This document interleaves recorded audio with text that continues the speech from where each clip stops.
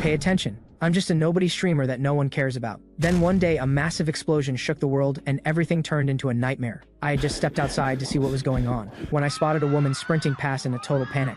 Then out of nowhere, live stream chat comments appeared right before my eyes, roasting me for standing there like an idiot. What the? A chat room? Why is this appearing right in front of me? Have I gone completely insane from streaming too much? Before I could think it through, a zombie suddenly appeared right in front of me. No time to worry about the chat roasting me. I kicked the zombie away with everything I had. And then it was a full-on sprint for my life. Still in shock, I was about to hit the elevator button when the zombie smashed through the window. Without a second thought, I bolted up the stairs, the zombie hot on my heels. I could see my apartment door, but the zombie was closing in too fast. I needed to create some distance. With no other choice, I led it all the way up to the rooftop and frantically shoved at the door. It took the chat reminding me that it was a pull door, not a push. I threw my weight against the door and gasped for breath. This should buy me a little time at least. So that explosion earlier was because of zombies? None of this is remotely funny. And then there's that chat room thing. The priority right now is dealing with that zombie on the stairwell, and I definitely can't go in empty-handed. Just as I started searching the rooftop for anything I could use as a weapon, I turned around, another zombie. And of all people, it was my landlord. Are you kidding me? What is he even doing up here? Caught off guard, I tripped over a box and hit the ground. The fat landlord lunged right on top of me,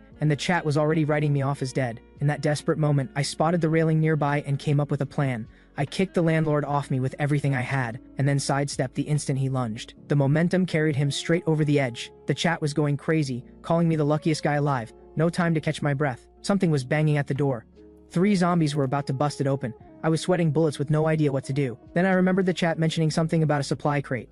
No time to hesitate. I threw the crate open, and a blinding light burst out. A baseball bat. Right then, the 3 zombies broke through the door. I got into my stance, ignoring the chat's doubts. What they didn't know is that I'm literally an apocalypse game content creator. In my head, 3 zombies were nothing, total pushovers. Reality, however, had other plans. As a hardcore shut-in, I had 0 athletic ability.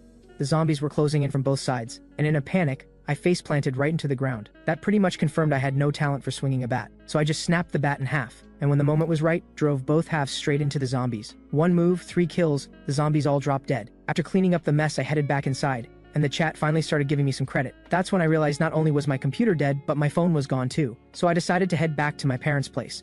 I hopped on my motorcycle and cut through a city that looked like a war zone. That's when something suddenly shot across the road and blocked my path. No way to stop in time. I wiped out completely, bike and all. The chat said it looked like a tongue. A tongue that big? That creeped me out enough to scramble to my feet and look. Standing before me was a terrifying hell frog. I didn't think there'd be monsters on top of zombies. This thing was an absolute beast. The hell frog launched its tongue like a spear, and I barely managed to dodge. I figured out that its tongue could only shoot out in a straight line, like a tape measure, and I slowly found the trick to avoiding it.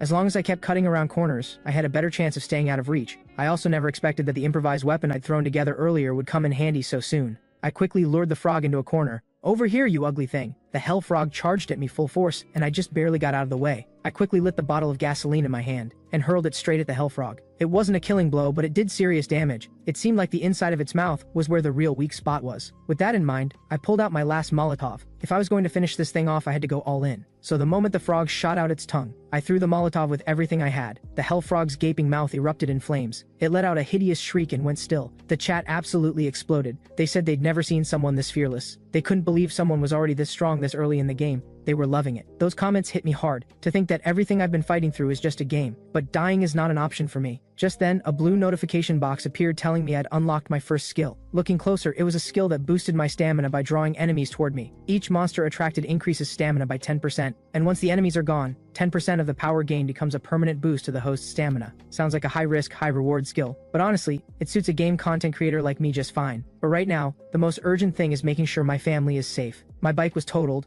but I was close enough to walk. When I got there though, the place had been practically torn apart. "Dad, Mom, it's Cheonsu." I rushed inside shouting. No answer. Then I remembered my parents always left notes when they went somewhere. I dashed into the room and found a slip of paper. It said my parents had left with some soldiers, troops belonging to the 7.5 Division's direct unit. Something felt off. This note didn't sound like my parents at all. They would never just leave without waiting for me, and the wording felt too unnatural. If this really is a game world, then tracking down missing important characters would be a core part of the progression. So this could very well be a scripted event. In that case, panicking won't help. The only lead I have is the 7.5 Division. At least my parents left me some canned squid. The chat watched me raid the kitchen and called me heartless. Whatever, I'm eating first and worrying later. It's the only thing I can do right now anyway. Just then, a clanging noise came from outside. I steeled myself, grabbed a knife, and headed out. The moment I pushed the door open, a zombie grabbed my arm and yanked me forward. I jammed the knife in hard, and as it howled in pain, I wrenched my arm free. The skill bar popped up telling me attracting zombies was adding to my stamina. 10-minute time limit. This must be the skill panel. Alright then, let me see how many zombies I can draw in. I grabbed a small hammer and started going to town on zombie skulls. After a relentless pounding session, the zombies were left battered and broken. After taking down 7 zombies with a minute left to spare, the skill buff was still active. That's when I heard a sound coming from the kitchen. I looked closer. An actual living person. And just like that, the guy started cooking for me. I'd been starving all day while fighting off monsters, so I wasn't about to turn that down. And right on cue, a steaming plate of food appeared. He explained he was a kitchen worker from Manhwa Tower who'd gotten caught in the zombie outbreak while collecting dishes. I've been hiding here. Please don't make me leave. I can cook for you in exchange. I complimented his cooking. Not like I was leaving before finishing the meal anyway. He then mentioned there was a shelter set up at Mingxi Elementary, where his colleagues had gathered. He knew exactly where Mingxi Elementary was. I studied him for a moment. He was the first living person I'd encountered. In game terms, he was basically an NPC. So your name's Zhang Minju, right? Then let's head to Mingxi Elementary together. Then I remembered there was a bicycle at home. While I was packing, Minju volunteered to step outside and check things out. That's when a loud crash and a scream suddenly rang out. I shouted out Mingyu's name and looked outside to find a big head monster about to devour him. The sheer size of the thing froze me in place. The chat was screaming at me to run. Yeah, obviously, I bolted, found the bicycle and pedaled like my life depended on it. But it didn't take long for the monster to notice me. Worse, this thing wasn't just massive, it was fast. As I tore down the street, I spotted the motorcycle Mingyu had mentioned. He ditched it when zombies attacked. Despite the chat's doubts, I ditched the bike and sprinted to the motorcycle. Sure enough, the keys were still in it. Once I got it started, I left those zombies eating my dust. Meanwhile, at the Mingxi Elementary shelter, officers were directing refugees inside. The owner of Mingxi Tower was frantic. We can't go in yet, Mingyu isn't here. He's gone. Please accept that and come inside now. What? How can you say that? He's worked with us for years. Just wait, he'll show up. Before the owner could finish, I came roaring up on the familiar motorcycle, and trailing behind me was one of the big head's severed fingers. Everyone watching was horrified. The restaurant owner immediately came up to me asking about Minju. What? He's dead? What are you talking about? I didn't bother explaining and went to find the person in charge of the shelter. Lee Seo Jun from the Traffic and Security Division stepped forward to greet me. You gave us quite a scare there. Is that corpse part of the big head? That thing already cost us several colleagues. We couldn't do anything but watch from a distance. By the way, what happened to the monster? I told him calmly that I'd taken care of it. That sent the crowd into an uproar. See, just a moment ago I'd made a bet with the chat. Could I take down the big head? My stake? My own life. The big head had been relentlessly chasing me, raising its massive foot to crush me flat. I was dodging while calling out to the chat. If I pull this off, you grant me one request, whatever it is. The chat laughed it off. They figured agreeing cost them nothing. Even only one, the one who brought me into this world, showed up and agreed. Hook, line, and sinker. I floored it straight toward the tunnel ahead. The big head reached out trying to squash me. At the last possible second, I shot into the tunnel. The dim-witted big head slammed headfirst into the tunnel entrance, cracking its skull open. To the chat's shock, it toppled straight backward. I had no intention of explaining any of this to the shelter officers. I just said I was a refugee looking for shelter. Still, the civilians all approved of me and welcomed me into the shelter. After a quick inspection, I was officially in. That's when the owner called out to me again from behind. Is Mingyu really gone? I'm the owner of the Chinese restaurant where Mingyu worked. I told him I had run into Mingyu on the way, but a monster had killed him before he could make it here. I didn't steal his motorcycle and run. Please don't worry about that. That mapo tofu he made for me, I'll never forget it as long as I live. Those words put the owner at ease and he broke down in tears. Just then, a system message came through. You have completed the game tutorial. The intelligence window is now available. Best of luck. Fight until the end and become the last survivor. That left me stunned. Everything up to now had just been the tutorial? That thought sent me straight to the chat. I want to hear from only one. Only one was the only viewer of my stream, and it was because of his actions that I ended up in this world. You made a deal, only one. You said if I took down the big head, you'd grant my request. You were once my only viewer. Now it's time you said something. The chat started buzzing. Wait, he was never given any explanation? How has he even survived this long? If you can clear this game, you'll be able to reshape the world however you want. Only one added. This world is the real world you actually live in, but it has been altered using our system, my exit. You are the only player in this game. We prefer watching a single player. You are the chosen one, the only person who is even aware of our existence. Everyone else around you is just an NPC, a supporting actor. We're no different from ordinary viewers, but if you fail to clear the game, this world will cease to exist. That made my blood run cold. Do gods actually exist? That's a hilarious question the chat shot back. In any game you've ever played, do characters actually ask that? We hope you keep struggling hard in this game. I didn't push any further, I just opened the newly unlocked intelligence window. Protect the police chief of Mingxi Elementary. If the chief dies tonight, public order will collapse rapidly. No time to waste. I scanned the crowd of refugees, around 150 people, and somewhere among them was a threat to the police chief. So I went up and started talking to one of the officers. I'm here to see the police chief. The young officer fumbled. I'm not really at liberty to say. Suspicious. Something was definitely off about this place. It would really help if you told me. Could you contact the head of the Traffic and Security Division?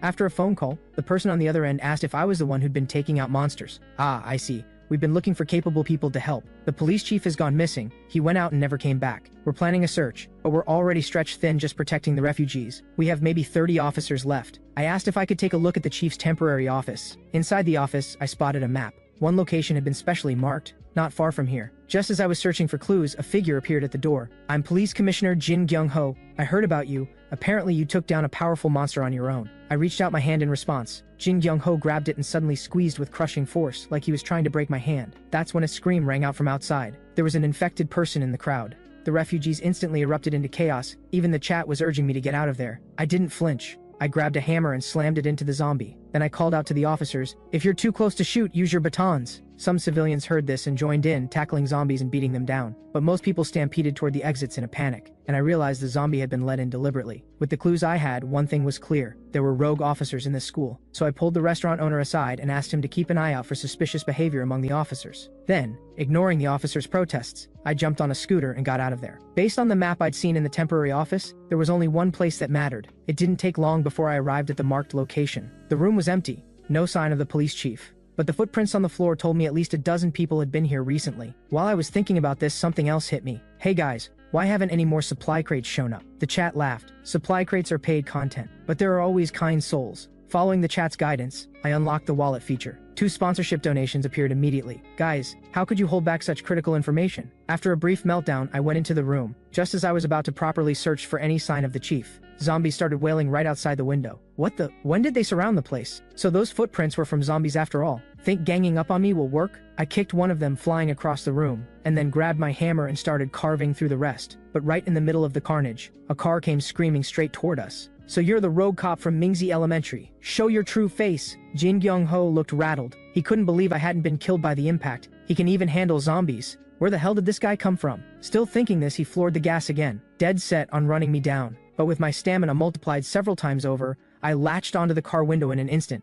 While Jin Kyung-ho was still reeling, I smashed the window to pieces. Jin Kyung-ho unloaded on me in a rage, but my superhuman reflexes let me dodge every shot.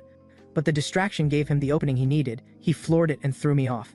I wasn't about to let that slide. I chased him down. The rogue cop gritted his teeth and led me toward a cluster of large crates.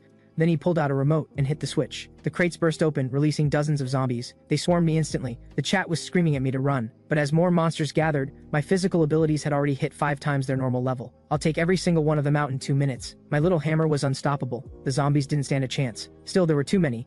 I decided to cut to the source and grab Jin Kyung-ho. Jin Kyung-ho, seemingly oblivious to how badly things were going, was still on a phone call. Moved the chief out of Mingxi Elementary immediately too. The next second I grabbed him by the collar. "Say that again. Where is the chief right now?" Jin Kyung-ho tried to reach for his gun, but I locked both his hands down. He screamed in panic. "Who the hell are you? Just a streamer who's loved by his viewers. No more talking." I kicked Jin Kyung-ho aside and slid into the driver's seat. Jin Kyung-ho, with his fingers broken, had already passed out. I floored it and mowed down every zombie standing in my way. Jin Kyung-ho's call confirmed it. The chief was still at Mingxi Elementary, exactly as the intelligence window had said. On my way back, I suddenly ran into a small teddy bear. No time to stop. I accidentally knocked it flying. I broke into a cold sweat. "Guys, that stuffed animal was walking, right?" Before I could finish, the creepy thing stood back up. I hadn't even processed what was happening when the teddy bear darted off to the side. Freaked out, I asked the chat, "What kind of monster was that?" Only one explained that it was a character that guides players to supply crate locations. The chat flagged that Jin Kyung-ho had woken up and was now playing dead. I grinned and pulled out my stun baton. After one gut-wrenching scream, the rogue cop was out cold again. Meanwhile, following the teddy bear led me straight to the second supply crate. 5 donations to open it. Seriously expensive. But judging by the shield symbol, it probably wasn't a weapon. Even so, I couldn't resist the chat egging me on. I opened it anyway. A flashlight. What a waste of donations. Better head back to the school and find the chief. Back at Mingxi Elementary, Division Head Lee Seo-jun was having a private conversation with one of the officers. Hearing that the chief was to be moved, his expression twisted. "Is this because of that guy?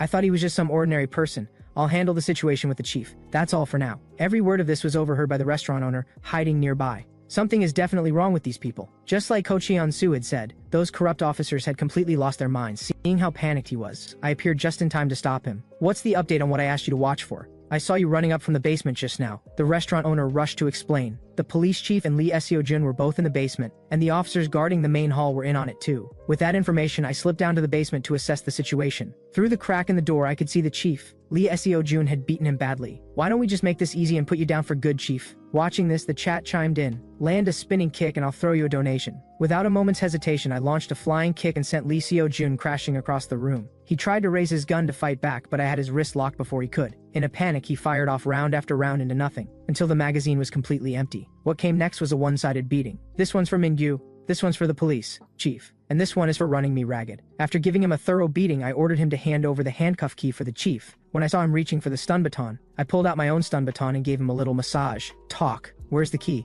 Just then I heard footsteps approaching, so I hid just outside the door and waited. "Division head, what was that gunfire?" The officer didn't finish the sentence before I knocked him out cold. The chat was raving about my performance. Donations came pouring in. Lee Seo-jun had completely lost it watching this. He was absolutely terrified. "You're this scared after one shot? How many rounds did you fire earlier?" A little while later, I carried the chief out of the basement on my back. Inside the basement, the traitors who had tried to harm the chief were all tied up together. With the mission done, a weight lifted off my shoulders. I opened the intelligence window to check on things. Staying in one area for too long is dangerous. So after a comfortable rest and resupply, I started preparing to move on. The police chief stopped me and insisted on sending me off with some essentials. So I got into the vehicle the chief had arranged for me. I still had no idea what I was supposed to use that flashlight for. Just as I was shutting my eyes, ready to finally get some rest, a sudden chill crept through my entire body. I looked out the window to see a dark figure hovering in midair. It looked like a flying zombie. One look at its horrifying face and I floored the gas, speeding away in a panic. What was strange was that it suddenly vanished. "What's going on? Can you actually escape it just by putting a little distance between you?" The next second, the terrifying thing materialized right at my car window. The zombie appearing out of thin air sent me into a blind panic. In my terror, the car slammed into a utility pole. I had no choice but to get out and empty my handgun at it. Do I look like someone who came unprepared? Barely any effect. I had to run. The chat was in stitches. They said I was toast. The zombie appeared in front of me again. I grabbed the flashlight and shone it straight at its face. It actually worked. The zombie covered its face and stumbled backward. I seized the moment and leapt through a window, but the cool move lasted all of 2 seconds before I faceplanted. I scrambled to get the flashlight and gun, alternating attacks on the zombie. Before long, the thing stood frozen, completely motionless. Watching the shadow it cast on the ground, everything clicked. "So that's it. This is the limit of your attack range. Get out of here, you pathetic thing." I unloaded into it until there was nothing left. After that, I was so exhausted I collapsed straight backward. I genuinely thought I was about to die there. Just as I was about to rest, a light nearby began flickering. I got in a position and waited in ambush along the only path in. I swung my gun up and found it was just a student. "Please don't shoot. I'm not dangerous. Are you alone?" "Good. Hand over the flashlight." Once I had the flashlight, I told him to hand over his bag too. He started begging. "That's just emergency rations in there. Please don't take it." But under my pressure, he eventually handed it over. "I have nothing left now. I only came to ask for your help." I didn't even flinch. I told him to take off his clothes too. Once I was satisfied he had nothing left, I made like I was leaving. Then I quietly told the chat to pay attention to the kid's reaction. The kid watched me make like I was walking away and completely fell apart. "Do you know what I went through to get here? My friends all died for me. I'm a coward. All of this is my fault." I turned back at that. "Then let's walk together, Yang Minchul." So in the escape that followed, we ran into a hellfrog and a big head that wouldn't let up. Under this kid Minchul's guidance, we managed to escape both. I'd figured he was useless, but it turned out he had a perfect memory of every route he'd ever traveled. We were about to get sandwiched between both monsters. On my signal, we both dodged the hellfrog's tongue at the same moment. The two monsters ended up squaring off against each other. We took the opening and ran. Not long after, we found a beat-up tandem bicycle. That's when Minchil asked if I knew anything about the 705 division. They took a friend of mine a few days ago, just left a note behind. The note said my friend had been taken by the 705 division. I think it's a military unit, but I'm not sure. Just as we were getting into it, a military vehicle crashed into the guardrail nearby. Inside was a living person, not a zombie. I pulled him out and learned his name was Jo Young-jin, rank private. Jo Young-jin drew a knife. "I don't have anything. Just leave me alone," which promptly got him kicked across the ground. I got straight to the point. "Being out here alone, are you a deserter?" "No. Everyone else is dead. I was the only one left." I had to run, I swear. To verify his identity, I grabbed his badge and made him recite his military ID number from memory. He got every digit right before I let go, but he was still suspicious to me. Once I was satisfied, I prepared to leave him there and head inside with Min Chol. Jo Young-jin pleaded desperately, "I think my leg is broken. Please don't leave me behind." The chat absolutely roasted me, called me cold-hearted. A little irritated, I told Min Chil to bring him along. Inside, it was pitch black and completely silent. The power must have been out. After a while, I stepped out to check things out. I suddenly heard a phonograph playing inside a room. I hear Jeju Island is completely safe. I saw a train pass by. Move fast, word is the 705 division is headed to Jeju Island. Take the train to Daejeon first. That hit me like a lightning bolt. This was a rare lead. I immediately opened the intelligence window. Head to the train station to escape the city. Finally, the train station. The road ahead isn't going to be easy. I rushed back to the medical room, but there was no sign of Min Chil. We heard something in the basement. Min Chil went down to check. I muttered a curse and then went to search the storage room for a taxi key. Right as I was focused on searching, footsteps came pattering outside the door. It was Jo Young-jin. He'd fallen over. I couldn't take it. I hauled him back up. That's when unsettling footsteps echoed up from the basement. A sketchy middle-aged man had taken Min Chil hostage. I drew my knife immediately. I don't know who you are, but let Min Chil go. The man gave a dark smile. You mean the thief who broke into my business? I'm afraid I can't do that. Come to think of it, you're both thieves. I'm seriously short on drivers and it's been a headache. That gave me an idea. Boss, what are you talking about? I'm no thief. I'm here to apply as a taxi driver. Let me take passengers. I'm an excellent driver. Just give me a chance to interview, and I promise I'll be your best driver. The man started weighing it. He really was short on drivers. Then where's your application form? He said coolly. You need a form before I'll consider an interview. I'm a busy man. Don't waste my time. I shot a look at Jo Young-jin. Go grab the most presentable application form from the office next door. Don't worry, my friend will have it over in no time. The man seemed genuinely pleased. You really are a fine young man. A moment later, Jo Young-jin returned with a resume. He'd picked one whose photo looked the most like me. One look and the middle-aged man was completely convinced. Min Chil waited for the right moment and shoved him hard. I moved in immediately and pinned him down, while the other two searched him for the keys. Before long, we were all piled into the taxi. Destination, train station. It's all you, Young-jin. Just as the car started moving, something enormous came into view. That's a crawler beast? Jo Young-jin panicked and floored the gas, trying to shake the monster. But the crawler beast was clearly gaining on us. In that critical moment, I had an idea. I told Jo Young-jin to drive toward the main building. The middle-aged man was still screaming about us stealing his car, little knowing we'd just led a terrifying monster straight to his door. Jo Young-jin hit a sharp turn, and the crawler beast slammed straight into the building. Watching what I'd done, the chat piled on with criticism and disgust. But sometimes you do what you have to do, as the car kept moving. We crossed the boundary line the system had set, and I unlocked a new privilege. Viewers could now purchase various effects and wager the rewards from completed missions on the player. No time to dwell on that, the damn crawler beast was back on our tail. Jo Young-jin had the pedal floored, but there wasn't a single sign of the monster falling behind. I quickly asked Min Chil if he knew this area's roads as well. Get on the uphill road over there, Min Chil shouted. Once you go a little further up, there'll be a downhill stretch. What none of us expected was that the downhill road ended at a cliff. We were finished. With no options left, I desperately begged the chat to issue me a mission. There are always kind souls. A mission popped up almost immediately. Lean out the window and taunt the crawler beast. Reward: the vehicle will stay on course for 15 seconds no matter what. Without a second thought, I started hurling abuse at the crawler beast. A snail could outrun you, you ugly freak of nature. You'll never see our taillights. Stay back there and choke on our exhaust. Come on then, kill me if you can, you disgusting ugly monster. With the mission completion notification chiming in, Jo Young-jin threw the car into a drift, and it came to a perfect stop right at the cliff's edge. The infuriated crawler beast, blinded by rage, wasn't paying attention and went sailing off the cliff. Everyone let out a long sigh of relief. We were actually alive. Before long, we arrived at the train station. Strange. The place was completely deserted. Just then, 3 zombies appeared behind us. I told my companions to go ahead while I dealt with them. After countless battles, my abilities were nothing like they used to be. With barely a flick of my wrist, I took out every single zombie. Watching this, the chat was full of praise at how far I'd come. But it wasn't over yet. I turned to find a middle-aged man being swarmed by zombies. He kept calling out the name of Mayor Jung Chan-guk. Was this one of his men? I stepped in without hesitation, cut down the zombie in front of me. The man then explained that he had been abandoned by the mayor. We were on our way to the train station when we ran into a monster, so we decided to take a different route. But the mayor suddenly changed his mind, saying he'd go check things out himself, and never came back. He probably went to the train station too. There are a lot of guards there, so he should be hard to kill. I raised an eyebrow. Guards? His staff would go that far for him? The man explained that not all of them were staff. The ones he didn't recognize were likely outside personnel. That got me thinking. It sounds like the mayor is an important target for certain factions. Just as the two of us were about to head into the station, we spotted a strange figure. The man was about to say something, and I quickly covered his mouth. If that were a child, there's no way it would be alone in a place like this. The chat saw the monster and went wild, saying my luck was absolutely terrible. I whispered to the man not to make a sound. That thing was not human, but he couldn't keep it together. He watched the monster vanish into thin air and screamed, turning to run. In an instant, the monster was right in front of him. After one blood-curdling shriek, the city official was dead. The chat then told me the monster ahead was blind. It moved purely by sound. I watched the monster inch closer, and one of the chat bros issued a new mission. Stay completely still and wait for the monster to pass by. Reward, because the target's hearing to fail for 1 minute. With no other option, I held my breath and waited for it to pass. Fortunately, it didn't detect me at all. Once it moved away, I went to check on the man. He was beyond saving. I pulled a City Hall business card from his jacket. But just as I was about to leave, Lu Yinghan rose back up as a zombie. I had no choice but to take care of him myself. The scene shifted as I crept into the station to find Min Chil and Young-jin. The next second, I spotted the monster closing in on the two of them inside a room. Without any hesitation, I turned and started walking away, fully ready to leave them both behind. Then a chat bro issued a mission. Rescue Min Chil and Young-jin from the bathroom. Reward: 20 donations. My greed took over, and I headed straight to the restaurant to find a timer. Back at the bathroom, the two idiots were trapped up high with the monster below. Lucky for them, I showed up just in time and hit the timer. The piercing alarm immediately grabbed the monster's attention. While it went chasing after the sound, I tossed the timer to the other side. Min Cheol and Youngjin took the chance to break free. But Jo Youngjin's face had gone deathly pale. His leg was broken, and his face, it already looked like a zombie's. He must have been injured by that monster. If this keeps up, he'll...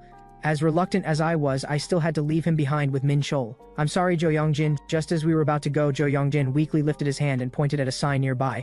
A train was actually pulling in. There's still a train running? And it leaves in 1 minute? Jo Youngjin, thank you. I won't forget you. If I ever clear this game, I'll find a way to make it up to you somehow.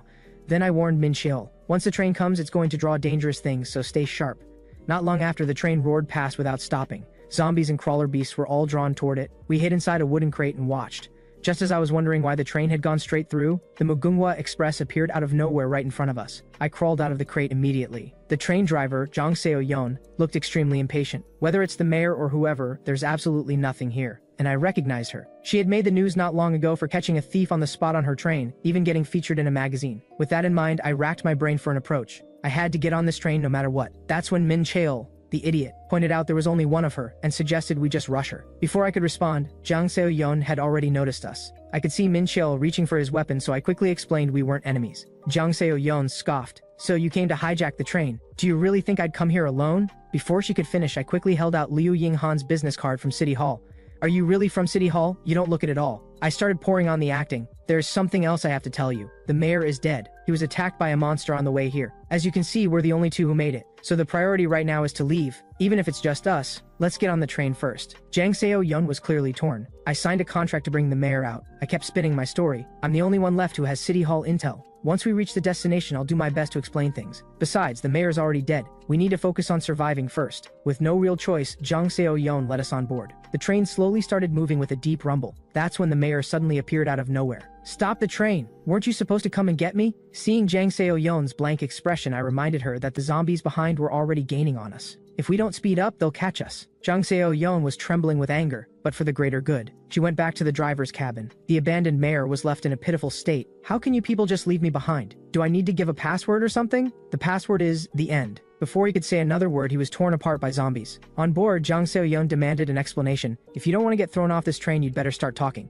I put on a totally unbothered expression. Like I just said, the mayor is dead. I had nothing to gain from leaving the mayor behind. I just wasn't with him to begin with. Jang Seo-yeon felt her intelligence had been insulted. You've got some nerve. What is actually going on? You faked being a City Hall employee too, right? What's with that business? Card. Is Liu Yinghan dead? Let me introduce myself. I'm Ko Cheon-soo. All I did was hand you that card. I never once said I was Liu Yinghan. I knew it. You played me. I'm throwing both of you off this train right now. In a panic, I quickly ran through the whole story of the mayor abandoning Liu Yinghan. We didn't actually want the mayor to die. We did what we had to do so everyone could survive. Jang Seo-yeon still wasn't over it. But you did lie to me. And by the way, this is fair evasion, you know that? I shot back. Didn't you say in that interview? You said fair evasion can be justified, that passengers might have special circumstances. Jang Seo, that's exactly what we are. Jang Seo-yeon froze. How do you know my name? You couldn't have seen my interview. That feature was barely a small article. I did read it, and it left quite an impression. You said you wanted to face a warmer world. Jang Seo-yeon felt a small flush of embarrassment. If he'd read her interview, maybe he was a better person than he looked. Well, things have gotten to this point and there's nothing we can do about it. Let's just move forward as partners. The moment she said that, I leaned right in to ask about the 7.5 division. Jang Seo-yeon explained the unit was impossible to investigate or meet with. Emergency radio contact was the extent of all available information. We were just getting into it when Min Cheol's expression suddenly turned to horror. The monster that looked like a child had somehow crawled onto the train without us noticing. A chat bro then issued a mission. Kill the monster within 5 minutes. Reward, a one-time skill to see through the target's eyes for 10 minutes. I couldn't help but complain. 5 minutes is cutting it close, bro. One wrong move and I'm dead. Before I finished, a second mission came through. Kill the monster within 1 hour. Reward, a one-time skill increasing vocal volume 7 times. Without hesitating, I went straight to face the monster. Thankfully, the wind on the train was loud enough to completely cover the sound of the door opening. I opened the skill window and activated the one-time skill to disable the target's hearing. Once I was sure it wouldn't notice, I crept up and touched the monster. It reacted instantly and tried to strike back. But with both sight and hearing gone at the same time, it lost its footing and fell off the side of the train. Did that work? I immediately leaned over to check. To my absolute disbelief, the monster was being dragged along under the train, and still hadn't let go. The toughness of this thing was beyond comprehension. Get off! I hammered my foot into its face again and again. Just as it was about to grab hold of my leg, I snatched up my knife and started stabbing relentlessly. The monster finally couldn't take it anymore,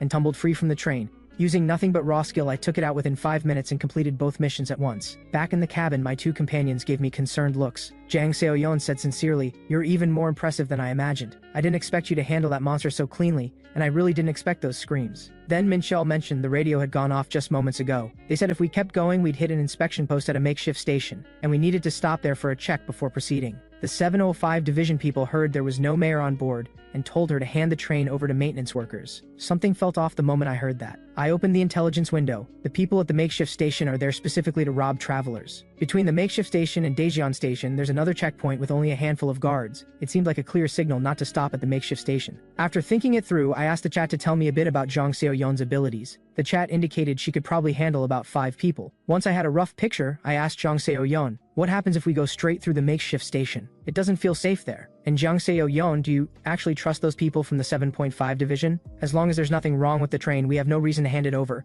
and those guys are seriously suspicious. If we stop the train, there's a very real chance we'd have to fight for our lives." Jang Seoyeon agreed, and brought up that between the makeshift station and Daejeon there was a fork in the track under construction. If someone tampered with the rails, the train would derail onto the construction fork. So if we blasted straight through the makeshift station, we'd end up derailing on that fork. The scene shifted, and I activated the skill that boosted my voice 7 times. Then I shouted out to the people at the makeshift station, "Train malfunction!" The guards had never dealt with anything like this and had no idea how to respond. They could only watch helplessly as the train barreled through. Before long, the train reached the fork. I told Minchel to sound the horn in 30 minutes to draw zombies for us, then get the train moving. Without another word, Jang Seoyeon and I slipped out to check out the checkpoint. We moved quietly along the hillside and spotted a few soldiers murmuring to each other. "What the hell do they want us to do? If they resist, just open fire. Then we take the train. It's that damn simple." The next second, I moved in and seized one of the soldiers. Jang Seoyeon was just as fast, choking one of them out. A full-force kick sent a soldier tumbling down the hillside. Seeing themselves suddenly alone, the remaining 2 soldiers were soaked in sweat. Jang Seoyeon's eyes went cold. Who exactly was saying they'd kill who just now? Wait, just calm down, we're only following orders. What orders? Jang Seoyeon wasn't having any of it. She started wailing on both of them, then without a shred of mercy kicked them both off the hill. I barely had a chance to stop her before it was already too late. We picked up their guns and prepared to break through and get the train moving. But looking down from above toward the cliff, an endless tide of zombies was crawling toward us like insects. No time to waste. We moved close to the checkpoint. There looked to be around 10 people. I immediately tried to line up a shot, but their concentrated firepower pinned me down completely. Damn it, do these guys have surveillance equipment? That's way too much firepower. Just as I tried to keep shooting, a bullet grazed my arm. On the other side, Jang Seoyeon also took a graze and collapsed. Between the two of us, we had only 30 bullets left, and the enemy was slowly closing in. No time to explain. I ordered Jang Seoyeon to fall back. "I'll hold them off. Take the chance and get out of here." During a break in their shooting, I desperately called out for the chat to give me a mission. But the viewers were only there for the show and couldn't care less about my situation. With no other options, I pulled a reckless move. I ran to the cliff edge and screamed at the top of my lungs, "I'm right here. Can you see me? Come and get me, you disgusting dead things."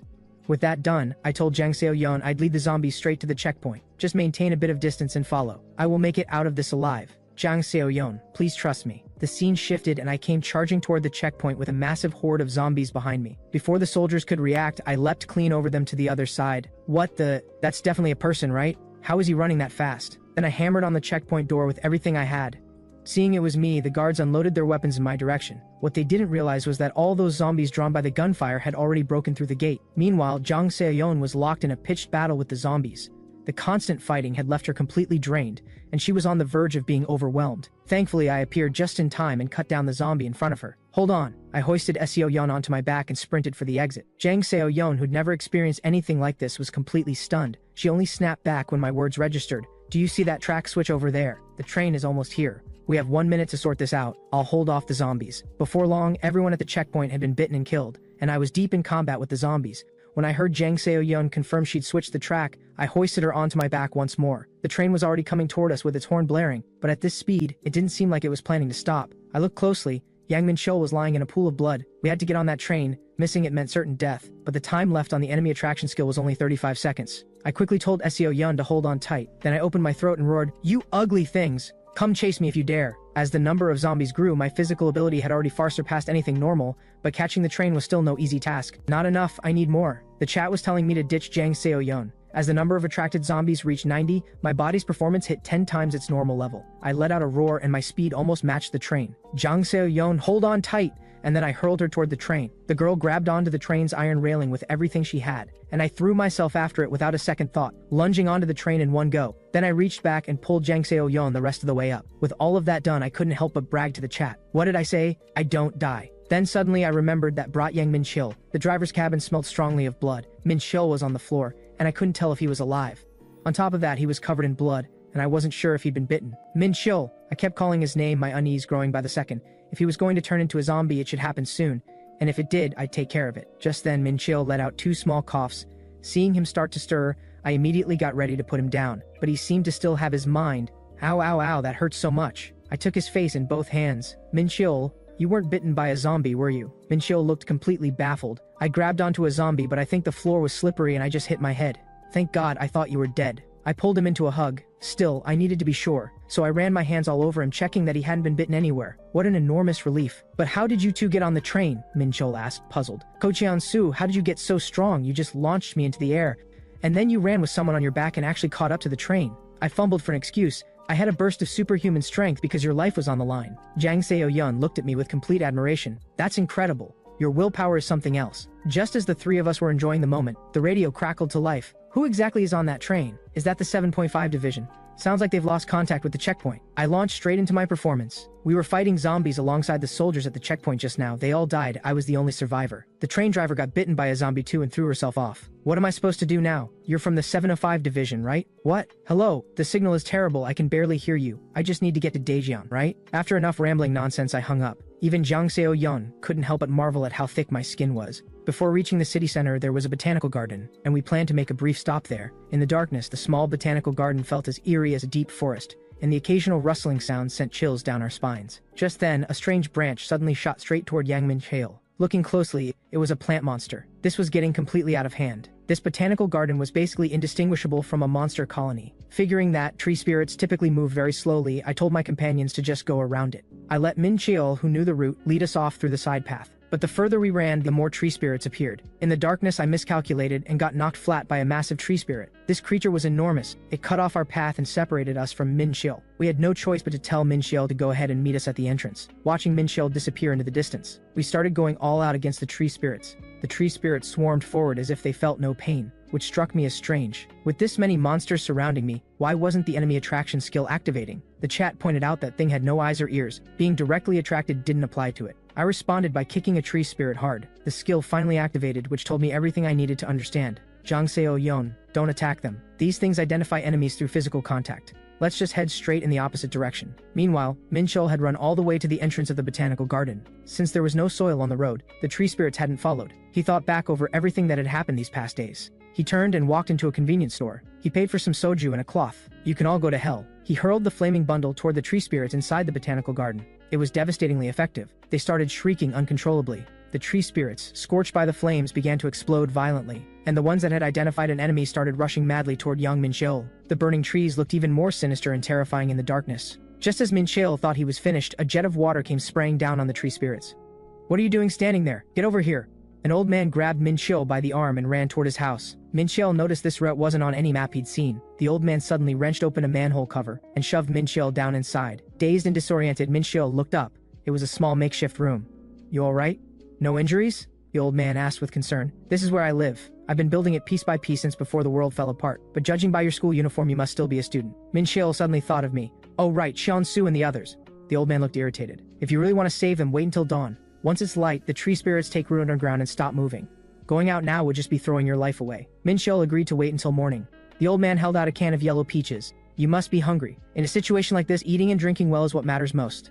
Yang Min-chil, who hadn't tasted anything this good in so long, welled up with tears. The old man then cheerfully passed him a bottle of water. Watching him eat like he hadn't seen food in days, the old man's face broke into a deeply unsettling smile. By the way, I can fill your bag with rations. I have far more supplies here than I need. It's really fine. Min-chil quickly refused. You've already given me a place to rest. I'm more than grateful. The unease in his chest made it impossible to sleep, thinking that his companions might be starving to death. Min-chil couldn't help but glance at the can of yellow peaches on the table. There were so many cans here, taking one probably wouldn't matter. He picked it up, then immediately hesitated. How could he do this to the old man who had just saved his life? That thought made him set the can back down and return to bed. But the old man's eyes took on that calculating, unsettling look once more. Meanwhile, the number of tree spirits in the botanical garden had become overwhelming. In the dense dark forest, more and more tree spirits were being awakened. triggering a chain reaction that had no end. Jang Se-yeon had already taken injuries. We'd been running in every direction so long that even I had completely lost my bearings. A chat bro reminded me to look for a rabbit nearby. Completely at a loss, I obviously didn't find any rabbit, but I did find a small bear. Perfect. It's my little stuffed bear. Seemed like it wanted us to follow, so I grabbed Jang Se-yeon and kept pace with the stuffed bear. At this point I had exactly 37 donations saved, which meant no matter how many crates appeared, I was opening every one. But when I saw the price on the crate, I nearly had a heart attack. Guys, why does this crate cost 72 donations? Has inflation really gotten this bad? The first ones were 1 and 5 donations. When did this suddenly spike like a summer electricity bill? What's wrong with you, Coach Yeon-soo? From Jang Se-yeon's perspective, I was just raving and losing my mind. The monsters are back on us. Hurry up. By this point I had already given up on the crate. Speaking of which, if these are tree spirits, does fire still work on them? Suddenly a burst of water snapped me back to my senses. The tree spirits doused in water had stopped giving chase. A young man waved at us. I'm here to help. Come this way. No time to think. We had no choice but to follow. There's a shelter nearby. Come with me. Meanwhile, Min-cheol was feeling dizzy and heavy all over. You don't sound too well. It'll be quite a while until dawn, the old man said quietly. Min-cheol hadn't grasped how serious things were. I'm so drowsy, old man. What a strange one you are. Just close your eyes and rest. I'll stay right here and watch over you. Picking up on the shift in the old man's tone, Min-cheol's alarm bells started going off. Wait, could it be? Youth is remarkable, always managing to hang on. Just sleep and it'll all be over. What did you do to me? All I did was save your life, nothing else.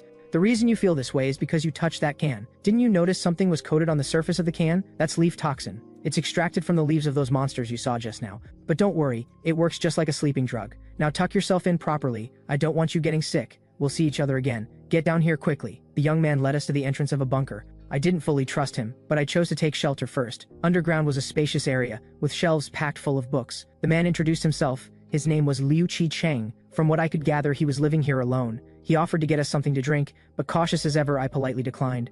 Alright then, let me know if you need anything. There's more than enough food. That somehow made us feel even more uneasy, though we couldn't quite put our finger on why. Before long, Jang Se-yeon had drifted off to sleep on the bed. I also closed my eyes to get a bit of rest. That's when the chat went absolutely wild, telling me to wake up immediately. Liu Chi-chung crept close to me and I nearly jumped out of my skin. He caught himself. I was just worried you'd be cold, so I came to put a blanket over you. A little while later, lying on the soft mattress, I was barely holding on. Having gone so long without proper rest, I was utterly exhausted. Without realizing it, I began to doze off, even drooling a little. Thankfully, the chat was screaming at me not to fall asleep. I pinched my thigh hard and forced myself back to my feet. Seeing that Liu Chi-cheng had fallen asleep, I carefully opened the door to another room. It had every daily necessity you could think of. Come to think of it, he said tree spirits don't move during the day. So why would someone who clearly knows that suddenly go out in the middle of the night? That thought made me notice the can of yellow peaches on the table. The markings on the lid and the body of the can looked different, which meant that with a resealer, anyone could fill this thing with anything. Without a moment's hesitation, I pinned Liu Chi-chung firmly to the ground. Then I woke Jang Se-yeon and had her grab a bedsheet. We wrapped him up tight. Then, on a suggestion from the chat, tied him to the ladder. That'll do for tonight. Once we're gone, you can go back to being free. The next morning, Jang Se-yeon was jolted awake by the alarm she'd set. She tried to wake me but got no response. My face had gone pale and ashen. She urgently asked Liu Chi-chung what had happened. Liu Chi-chung let out a sick smile. You've got nerve getting angry at me after what you did. That Coach Yeon-soo touched one of the cans. At a quick glance, there's nothing unusual, and in the dark at night it's even harder to spot. I coated the cans with leaf toxin, specifically to catch ungrateful thieves like you. Jang Se-yeon's fury ignited. Give me the antidote right now. I have absolutely no idea what you're talking about. Jang Se-yeon's anger hit a new level and she started beating him relentlessly. Then something strange happened. Flames suddenly erupted from Liu Chi-cheng's body. Did you forget I had a lighter on me? Everything in here is dry kindling. It's all flammable. Jang Se-yeon immediately grabbed the bedsheet to try to smother the fire. Realizing it was useless, she grabbed a water pipe nearby. But that gave the madman just enough slack to break free and fight back. The sudden turn of events caught Jang Se-yeon completely off guard, and she was briefly overpowered. She struggled free only to find thick smoke rising all around her. The damned smoke quickly swallowed her vision. Found you! Liu Chi-cheng lunged at her wearing a gas mask. Die. I'm going to turn all of you into fertilizer. You should be thanking me. You can't just beat up my trees and walk away. Before she could hear the rest of what he said, the girl's vision began to blur. Then suddenly a beam of clear, bright light cut through the smoke. I had come around just in time and thrown open the hatch at the exit. Fresh air from outside beats indoor air any day, right? How did you break the leaf toxin? Liu Chi-cheng couldn't believe it. I looked at him with complete disdain. You're going to pay for poisoning me. With that, I grabbed his arm and snapped it. Having already been burned, the pain of the beating was even worse for Liu Chi-cheng. He tried to fight back, but I held him down with one hand. Then I ripped the gas mask right off his face. My body's different from a normal person's, so my recovery speed is a bit faster too. With that, I grabbed him by the throat and let him experience what it felt like to struggle for breath. Then I went to work on his ugly face. Jang Se-yeon got back on her feet and started stomping on him for good measure. Liu Chi-cheng couldn't take any more. He let out a desperate wail. Grandpa! Hearing him scream like that, I immediately demanded answers.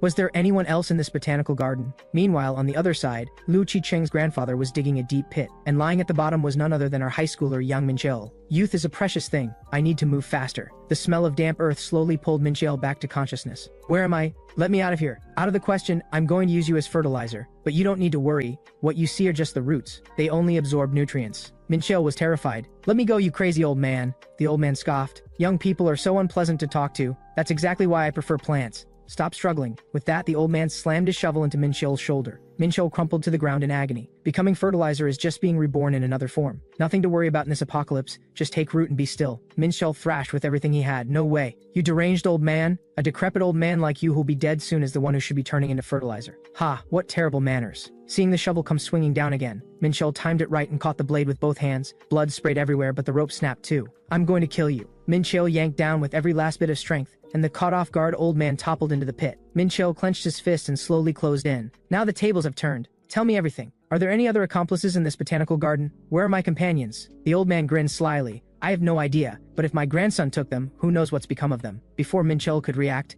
the old man grabbed a rock and smashed it across his face, then broke free and made a lunge for the shovel. But Minqiao was young and strong. One kick caught the old man right in the lower back. He then snatched up the shovel and brought it crashing down.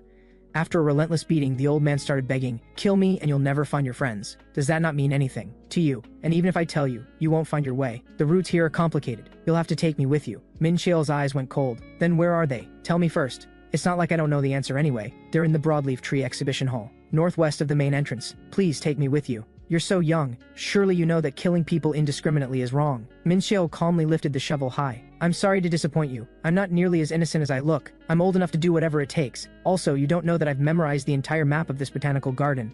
There's only a tree-lined path to the northwest, no broadleaf forest. Back on the other side of the botanical garden, I was busy sending hints to the chat. Guys, this crate actually cost 72 donations to open. There must be something incredibly good inside. Be honest, you're all dying of curiosity, right? Let's open it together. But the viewers were merciless and kept telling me to give up. I then tried with every ounce of my strength to physically move the crate, and quickly learned not to underestimate the rules of this world. It was impossibly heavy. Just as I was about to give up, only one decided to give me a chance. He said he could lend me some donations, but I'd have to pay them back once I earned more. I smiled at that and said I had absolutely no regrets, and so I received 35 donations from him. A little while later, I was holding a wickedly sharp-looking axe. Meanwhile, Minqiao had clawed his way out of the pit using the last of his strength. By the time we found him, he had completely lost consciousness. I immediately hoisted him on my back and headed toward the main entrance to look for medical supplies. At the most critical moment, we finally found a warehouse. I swung the axe and split the lock clean off. Inside, we found a small garbage cart. After all that effort, the three of us finally made it to a general hospital. Unfortunately, the world had ended. Even the hospital was completely empty. No time to waste. We assessed Minqiao's injuries. At the very minimum, he needed his wounds stitched and medication. But this wreck of a hospital seemed to have nothing, like it had been looted clean.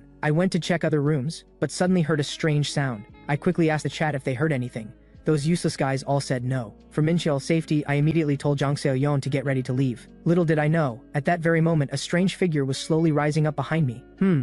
I smell blood. I immediately got into a fighting stance. We're leaving. Get out of our way if you don't want to get hurt. The woman ignored me completely and kept closing in. If you go outside, you'll die. It looks like he went into shock from blood loss. How unfortunate. Zhang Xiaoyon was a bit unnerved. Chansu, let's go. This woman is acting strange. Hearing that, the woman seemed to get even more excited. People always say that about me. I've already brought medical supplies. Can I take a look at the patient now? With that, Kim Ha Ryung produced her student ID. She was a fourth-year nursing student. My heart nearly leapt out of my chest. Guys, can helper-type characters actually appear in this system? The chat said it was uncertain. Apparently support characters refresh each time.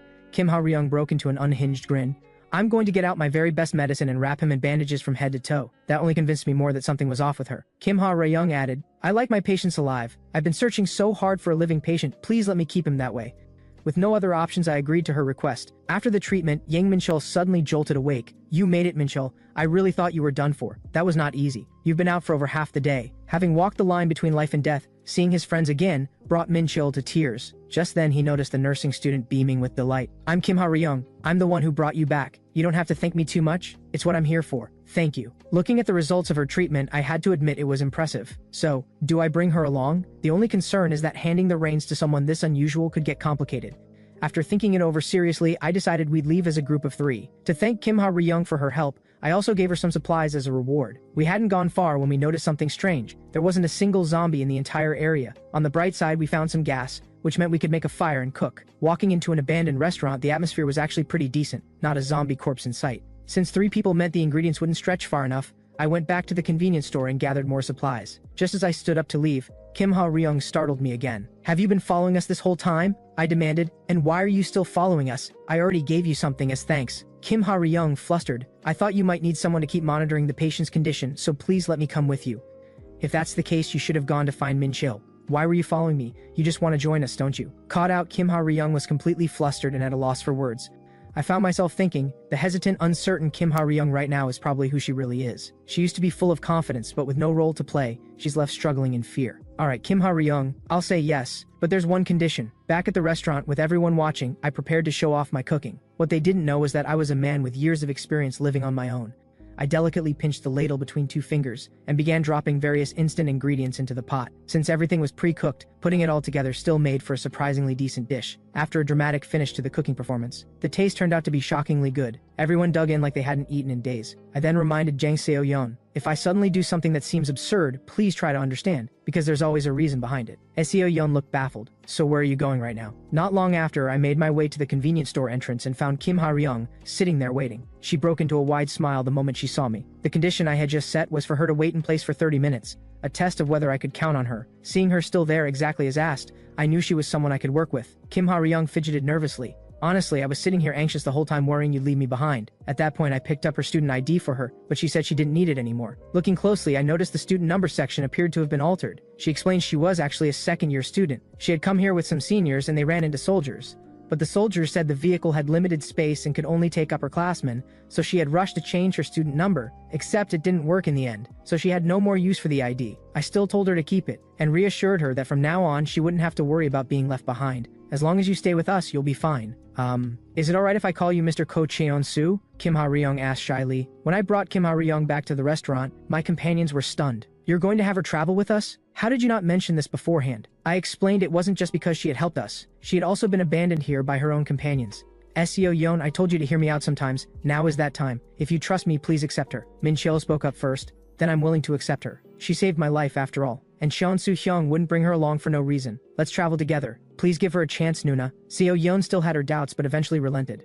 "Great, then let's all move together from now on." Next, I shared some startling news. According to Kim Ha-ryung, the tree spirits had completely taken over the entire area. That was why there were no zombies or other monsters in this zone. I stepped outside and swung the axe into a tree by the road. Strange sap immediately burst from the wound. On top of that, a number appeared where the tree was struck. I kept swinging and noticed the number was going up, like it was counting something. Just then, Jang Seo-yeon made another major discovery. An old-fashioned radio was picking up a broadcast from the 7.5 Division. "All survivors, please make your way to the survivor camps operated by our forces as soon as possible. We have major bases across all cities. Means of contact can be found at most train and bus stations. This radio runs on batteries, so it can still receive signals. Everyone, let's head for the bus station now."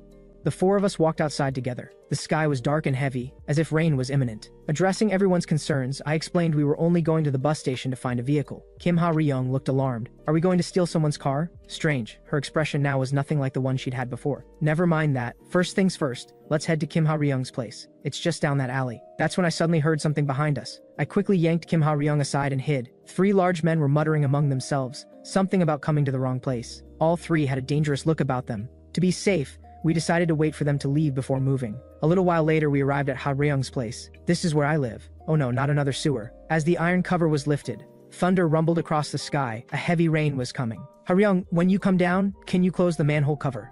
Without a word, Kim Ha-ryung simply shone her flashlight on the tree spirit's roots nearby.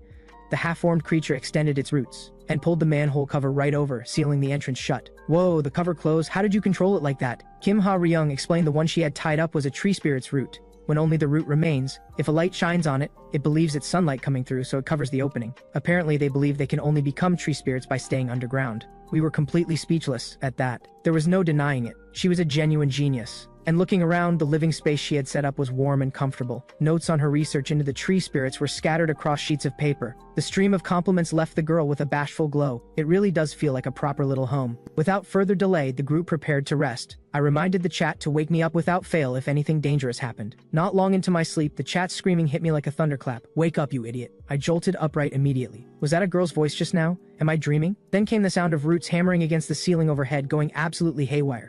The chat tore into me, calling me a pig. Apparently, Over the Limit, one of my biggest donors, had used the broadcast feature just to wake me up. Over the Limit was my top supporter at the moment. He had just used the broadcast feature, which was a newly unlocked hidden game function. But that wasn't the point. I quickly woke Kim Ha-ryung. Ha-ryung, get up and check what's happening with that thing. It looks like it's having some kind of episode. Kim Ha-ryung calmly explained it was just water droplets. Tree roots naturally extend toward water sources then repeatedly contract. They need an enormous amount of water to become a full tree spirit, so don't worry. Slightly reassured, I let her go back to sleep. Before long, the chat woke me up again. You absolute maniac. I looked up to find the whole room was practically a waterfall. Holy, no wonder it's so refreshing in here, the water's completely seeped in. Everyone, get up! I quickly urged everyone to grab their things and be ready to run. Because this wasn't an ordinary sewer, it was a massive water storage tank. I quietly asked the chat what tree spirits do when it rains. While I was racking my brain, Ha-ryung passed me a raincoat. There might be rampaging tree spirits outside, but staying here means drowning. The chat sent another warning. There might be a monster nearby that's influencing the surrounding environment. That made my blood run cold. I grabbed a stone and tossed it into the water. After a splash, a single terrifying eye slowly surfaced. It was a sawcroc, a monster that spawns wherever water levels rise. Worse, the manhole cover above seemed impossible to open too.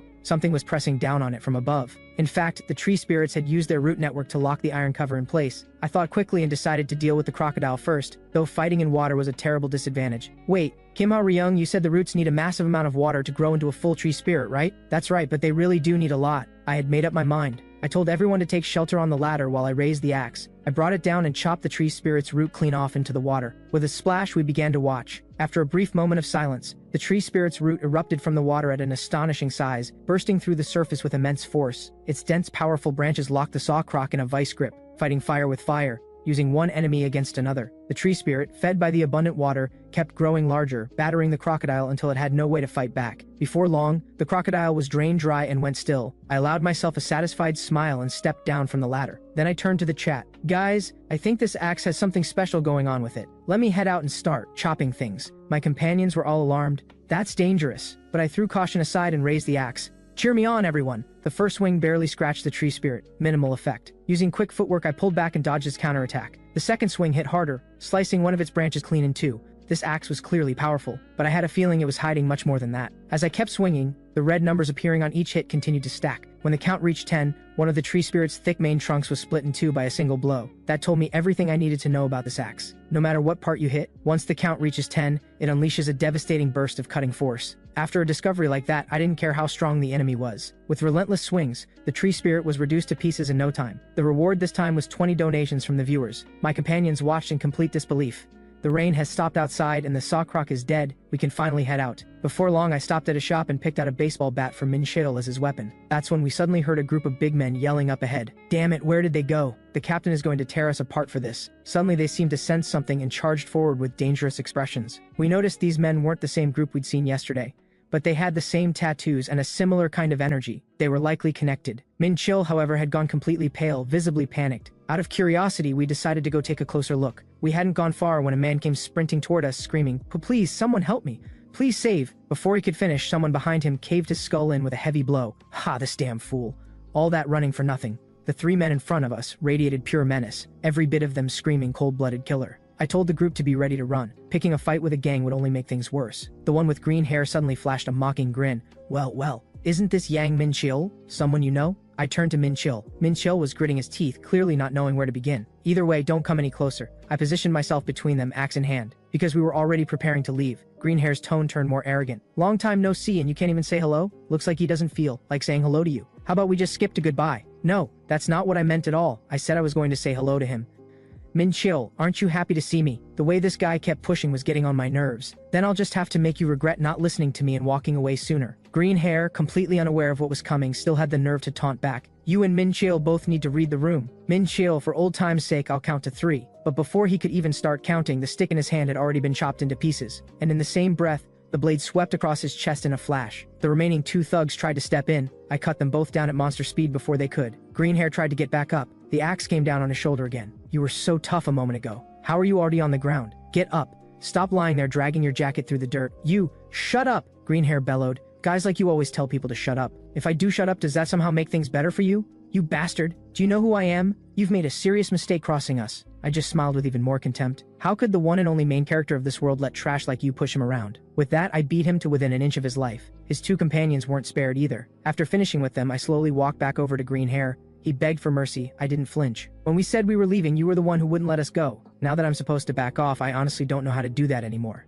Just then, Kim Ha-ryung called out, Mr. Cheon-soo, does this person need medical treatment too? Well, would treating him while killing him bit by bit until he breathes his last really be too cruel? You're all insane. Green Hair completely lost it. Min-chil, Yang Min-chil, why are you just standing there? We go way back. Come on, stop these lunatics. I turned to Min-chil and asked again what his connection to these people was. We were in the same group for a short time. Later, I got help from some kind-hearted people, and after going back to school, I cut all ties with them. A relative who helped me was a police officer. These guys probably let me go to avoid the trouble. Hearing that, I had no more hesitation and prepared to finish Green Hair off. At that moment, Jang Seo-yeon stepped in to stop me. Killing him is fine, but I think we should ask a few questions before we do. Before long, the thug was tied to a tree and begging desperately. I calmly told him to keep his voice down and not attract the tree spirits. There are terrifying roots underground too. You've got wounds on your body. They'll drain you dry before you know it. No, I don't want to die. Please spare me. I'll tell you everything. Our gang is called the Black Tattoo. 20 members in total. You're going around killing survivors and wandering the streets? No, the truck we were traveling in broke down. We just need repair parts. I allowed a small smile. Good, that's the basic information I needed. Thanks. Seeing us about to leave, the thug couldn't help but shout, You're just going to leave me here alone? Yep. No point leaving a weed with its roots intact. When the other members of Black Tattoo arrived at the scene, what they found was nothing short of horrifying. Scarface was stunned. Report to the boss. But first, find out who did this. Looks like they were even interrogated. What kind of lowlife does something like this? That's when the others discovered more bodies nearby. The bodies are still warm. These people are close. Fan out and search every inch of this place. Meanwhile, Min Cheo mentioned the organization had a scarred member named Ju Sang-jin, probably at the level of field captain. The gang leader liked to organize things into squads, a patrol unit, a rapid response unit, and a rear guard. The men we ran into earlier were likely from the patrol unit, generally in charge of keeping watch, robbing, and searching. After hearing all of that, I had a clear picture of the situation. They had roughly 17 members left. Suddenly we spotted a rundown truck, possibly the one the thug had mentioned. I went to take a closer look. The cargo hold was covered in blood, suggesting someone infected had been inside. Opening the hood revealed everything was pulled apart and thrown back together haphazardly, a complete mess. So they were just a ragtag bunch who'd reduced a perfectly good truck to scrap. Since the truck was useless, we turned to leave. That's when I noticed a furtive figure lurking in the alley. He was wearing the same clothes as the man who'd been chased earlier. Wait, please don't attack me. I was ambushed while traveling on the cargo truck. I barely escaped with my life and went into hiding. After checking with Min Cheol, who said he'd never seen this person before, I lowered the axe. The man knelt on the ground with a sigh of relief. I could tell right away you were different from those people, because you have a student among you. Those tattooed people, they pretended to want to help us, then tried to cave our skulls in. Have you seen anyone dressed like me? I told him to calm down. Can you tell me which direction the tattooed people went? South? They went south. We immediately headed north. Seeing us about to leave him behind, the man panicked. What about me? You're not going south? Don't you need a vehicle? You can't go north. There's no way through without a car up there. It's full of monsters and thorns. I saw them from a distance. They grab anyone who passes and tear them apart, but they don't attack vehicles that drive through. I frowned and asked the chat what these thorn monsters were. It sounded like some kind of mutated carnivorous plant.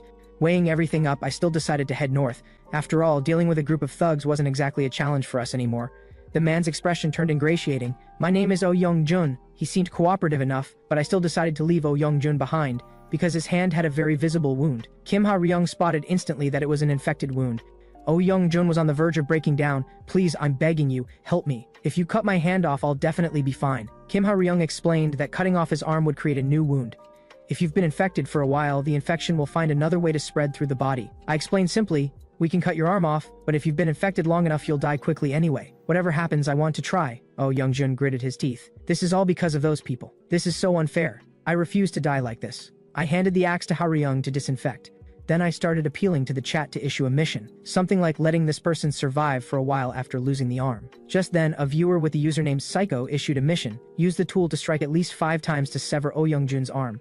Reward, for 1 hour after the amputation, he will experience no side effects whatsoever. The surgery began shortly after. 5 strikes. This mission had to be completed. As the gut-wrenching screams kept coming from inside, even Min Cheol and SEO Yeon couldn't help but shudder. Why does it keep going? How many times has he struck already? The surgery ended and Oh Young-jun passed out completely. I mentioned calmly that if he wasn't awake in 5 minutes, we'd be leaving without him. Before the words were even out, Oh Young-jun was already struggling to his feet. Haha, it worked. I feel completely normal. Thanks to you, Mr. Ko Cheon-soo. I can't thank you all enough. Watching him like that, I felt a twinge of guilt. This was only the effect of the mission delaying things. Who knew what would happen after an hour? What the hell is wrong with this thing? Suddenly, the sound of a man beating a car came from outside. Why does this stupid truck have to be the only option? There's got to be something else. Were the two people outside also fixing that truck? Were they patrol unit members too? We watched two thugs completely losing their minds over a refrigerated truck they couldn't fix. I told my companions, taking these two out right now would be no problem. But we also needed to know where this gang's base was. So tailing them was the play, and to keep the chance of being spotted low, one person was best. My choice was Oh Young-jun. So Oh Young-jun set off and tailed the two small-time thugs, until they ran into the men under Captain Ju Sang-jin. Ju Sang-jin explained that 3 gang members had been killed and he was here to find whoever did it. We'll take care of them quietly. You two keep looking for parts. Watching Ju Sang-jin lead his men toward our group's location, Oh Young-jun instantly panicked. He agonized over whether to run back and warn us or keep following. The scene cut to his return, and he nearly had a heart attack. Because whether it was the girl who seemed fragile, or the high schooler who seemed young, or even the nurse who was supposed to be saving lives, every single one of them was casually beating thugs senseless. And Captain Ju Sang-jin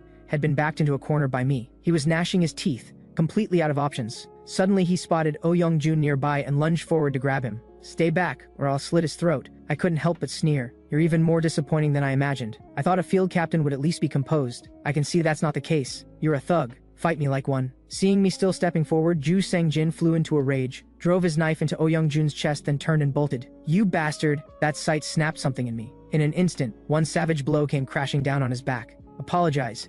You bastard! The axe came down on Ju Sang-jin's body again and again like thunder strikes. He couldn't take any more. I'm sorry, stop swinging. I'm sorry. There, are you satisfied? Stop already. That's not an apology. You need to apologize to them, not to me. And an apology isn't just words. With that, I grabbed him by the head and drove it into the ground. Ignoring his pleas, I hauled him back up and slammed him down again, until he lay on the ground and didn't move. On the other side, Oh Young-jun's infection was spreading faster. The fresh wound had weakened his immune system. The virus was now moving through his entire body. Oh Young-jun forced himself to stay alert. I'm sorry, looks like I don't have much time left. I shook my head. There's nothing for you to apologize for, Mr. Oh Young-jun. Did you find the Black Tattoo's base? Oh Young-jun summoned every last bit of strength and pulled himself upright. I found it. I'll take you there myself. I turned and gave Min Cheol a quiet pat on the shoulder. Steel yourself.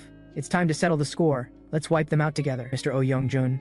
Oh Young-jun limped his way to the gang's base. Get out here, you bastards. The Black Tattoo boss Gu Young-hyun strolled out slowly. What's this about? Who are you? Who else? The person who's here to kill you. Oh Young-jun kept provoking him. Gu Young-hyun didn't get angry. He laughed. You think you can kill me? Looking like that? A man with one hand and you've still got nerve? I'll give you that. And what's with that look in your eyes? You that eager to meet your maker? We finally tracked down all the parts to fix the truck, and some idiot like you shows up to ruin the mood. But before Gu Young-hyun could make a move, Oh Young-jun let out a roar. Jang Seo-yeon, hearing the signal, immediately attacked from behind the gang. Yang Min-cheol charged in right behind her. By the time Gu Young-hyun registered what was happening, his men were already dropping all around him, and I carved through what was left like the Grim Reaper himself. Before long I was right behind him. So you're the one who made our Min Cheol's life hell? You little punk, don't tell me you bought Min Cheol over just to come after me. Die. Gu Young-hyun swung with everything he had, but I deflected it without effort. He flew into a rage, swinging again and again, and I blocked every single one. I parried and taunted at the same time. And this is the strength of someone who calls himself a boss? Who the hell are you? Gu Young-hyun panicked and lost his grip on his weapon. Who else? The guy Min Cheol hired. Isn't that what you just said? You said the same thing as your men. Clearly you're the kind of boss who takes education seriously. Only then did Gu Young-hyun look back to find every single one of his men was dead, while Oh Young-jun was tearing into his enemy like a man possessed. Even I paused for a moment at that sight, which gave Gu Young-hyun just enough time to escape. What a pathetic excuse for a boss. With no choice, I slowly raised my axe toward Oh Young-jun. Thank you for everything, but it's time to say goodbye, Kim Ha-ryung called out urgently. He hasn't turned yet, so I lowered the axe. Oh Young-jun, will you grant me one last request? On the other side, Gu Young-hyun had fled to a corner of the building, seething with hatred for Yang Min-cheol. Because of that little brat, I lost every last one of my men in one go. Just then, the voices of Jang Seo-yeon and Min Cheol sent him into a panic. He bolted up the stairs as fast as his legs could carry him. Securing the high ground was basic survival instinct. Along the way, he grabbed an iron rod, pressing his back to the wall and readying himself. I have to get that truck. As long as I have fresh food and a moving refrigerator, a comeback is absolutely possible. While he was still thinking this, Min Cheol already pushed the door open. Young Min Cheol, you dare betray me? You ungrateful little punk? Do you have any idea how well I treated you? Min Cheol's expression was cold. Thanks to you, I couldn't even go to school. I had to repeat a year because of you. What gives someone like you the right to interfere in other people's lives? You've been crushing people from the very beginning, even taking innocent lives. Gu Young-hyun flew into a rage. Don't play innocent with me, you little punk. You were part of our organization too. I smoked a few cigarettes. I never hurt anyone. Gu Young-hyun was furious but feared an ambush, so he didn't dare go down. Just then, two figures came walking down from upstairs. We're right here. It was Jang Seo-yeon and Kim Ha-ryung. Stay back, all of you. You bunch of lunatics. The gang boss was scared out of his mind, watching the two terrifying women slowly closing in on him. He threw caution aside and charged straight at Yang Minchil, but Minchil had clearly seen it coming. He casually swung the door shut right into that smug face. In the light, the cheeks of both women seemed to give off an eerie purple glow. The sheer terror sent Gu Yonghyun into a hallucination, and he ran screaming back down the stairs. He spotted the truck and felt a rush of pure joy. Finally, I might actually make it out of this alive. The next second, I materialized behind him like a ghost. You maniac! Gu Yonghyun bolted with everything he had. He yanked open the truck door and found that one of his men had somehow survived. He barely got a word out before a single heavy blow knocked him cold. Coming to in a daze, he slowly regained his senses and found himself on a large truck. Thank goodness, you saved me. Haha.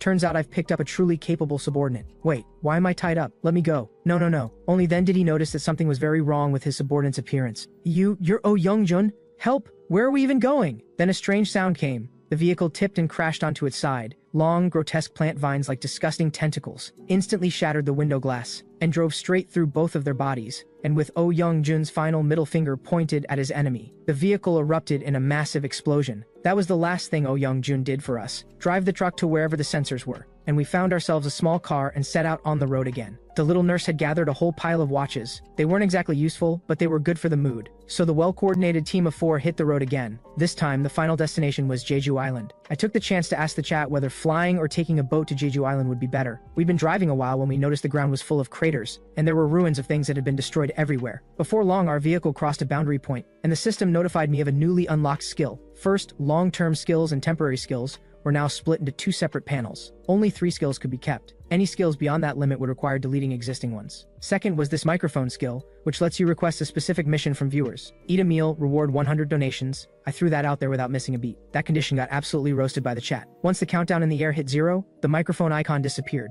That's when it clicked. It's an offer system. Someone in the chat has to accept my proposal before it becomes an actual mission. Alright then. Offer eat a meal. Koshi Unsu is invincible. This absurd mission apparently required a full 1 million donations. On top of that, if an invalid offer was set more than 3 times, I wouldn't be able to take any personal missions for the rest of the day. I still wanted to keep experimenting, but a roadblock appeared and cut off our path. We spotted signs of people nearby and immediately got out to investigate. The river was roaring past, the water level extremely high. The obstacle ahead was impossible to drive through, so we decided to walk across the bridge. The trouble was, halfway across, black smoke appeared ahead. My unease kept growing, and sure enough, an explosion rang out moments later. The bridge ahead shook and began to crumble from the blast, and the section behind us was also collapsing, closing in fast. We were finished. We ran toward the explosion with everything we had. Offer: run through the flames ahead. Reward: double movement speed. The moment I put up the offer, I found this seemingly small request was priced at 100 donations. That made my gut sink even more. No one in the chat took the mission. Then the explosion hit again. This time I was blown clean off the bridge. Kim Ha-ryung reached out desperately trying to grab me, but it was no use. I plunged into the water. Completely blinded, I moved my arms on pure instinct alone. The raging current flung wave after wave, pushing me further and further away. I wasn't a strong swimmer, but following the chat's instructions, I pushed as hard as I could toward the right. I don't know how much time passed before my senses began to return. I opened my eyes to find I had washed up by the roadside. Thank you, everyone. But I had no idea how far the water had carried me,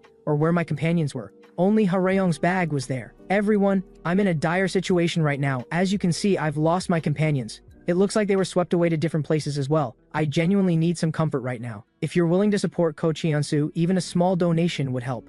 The chat immediately called me shameless. I put on a completely serious face. I only said this after losing everything I had in hand. I'm not joking. Things are critical, everyone. I, Ko Cheon-soo, will find my companions again very soon. Just then, the chat reminded me that to cross the river I'd need a raft. I was just about to get moving when a rumbling sound caught my attention. Turned out to be a few soldiers on a small motorboat. Are these the bastards from the 705 division? Suddenly, they caught some movement and went on high alert. Who's there? Never mind, it's just a dog. I thought it was that person again. The moment they let their guard down, a sturdy vine came shooting straight at them.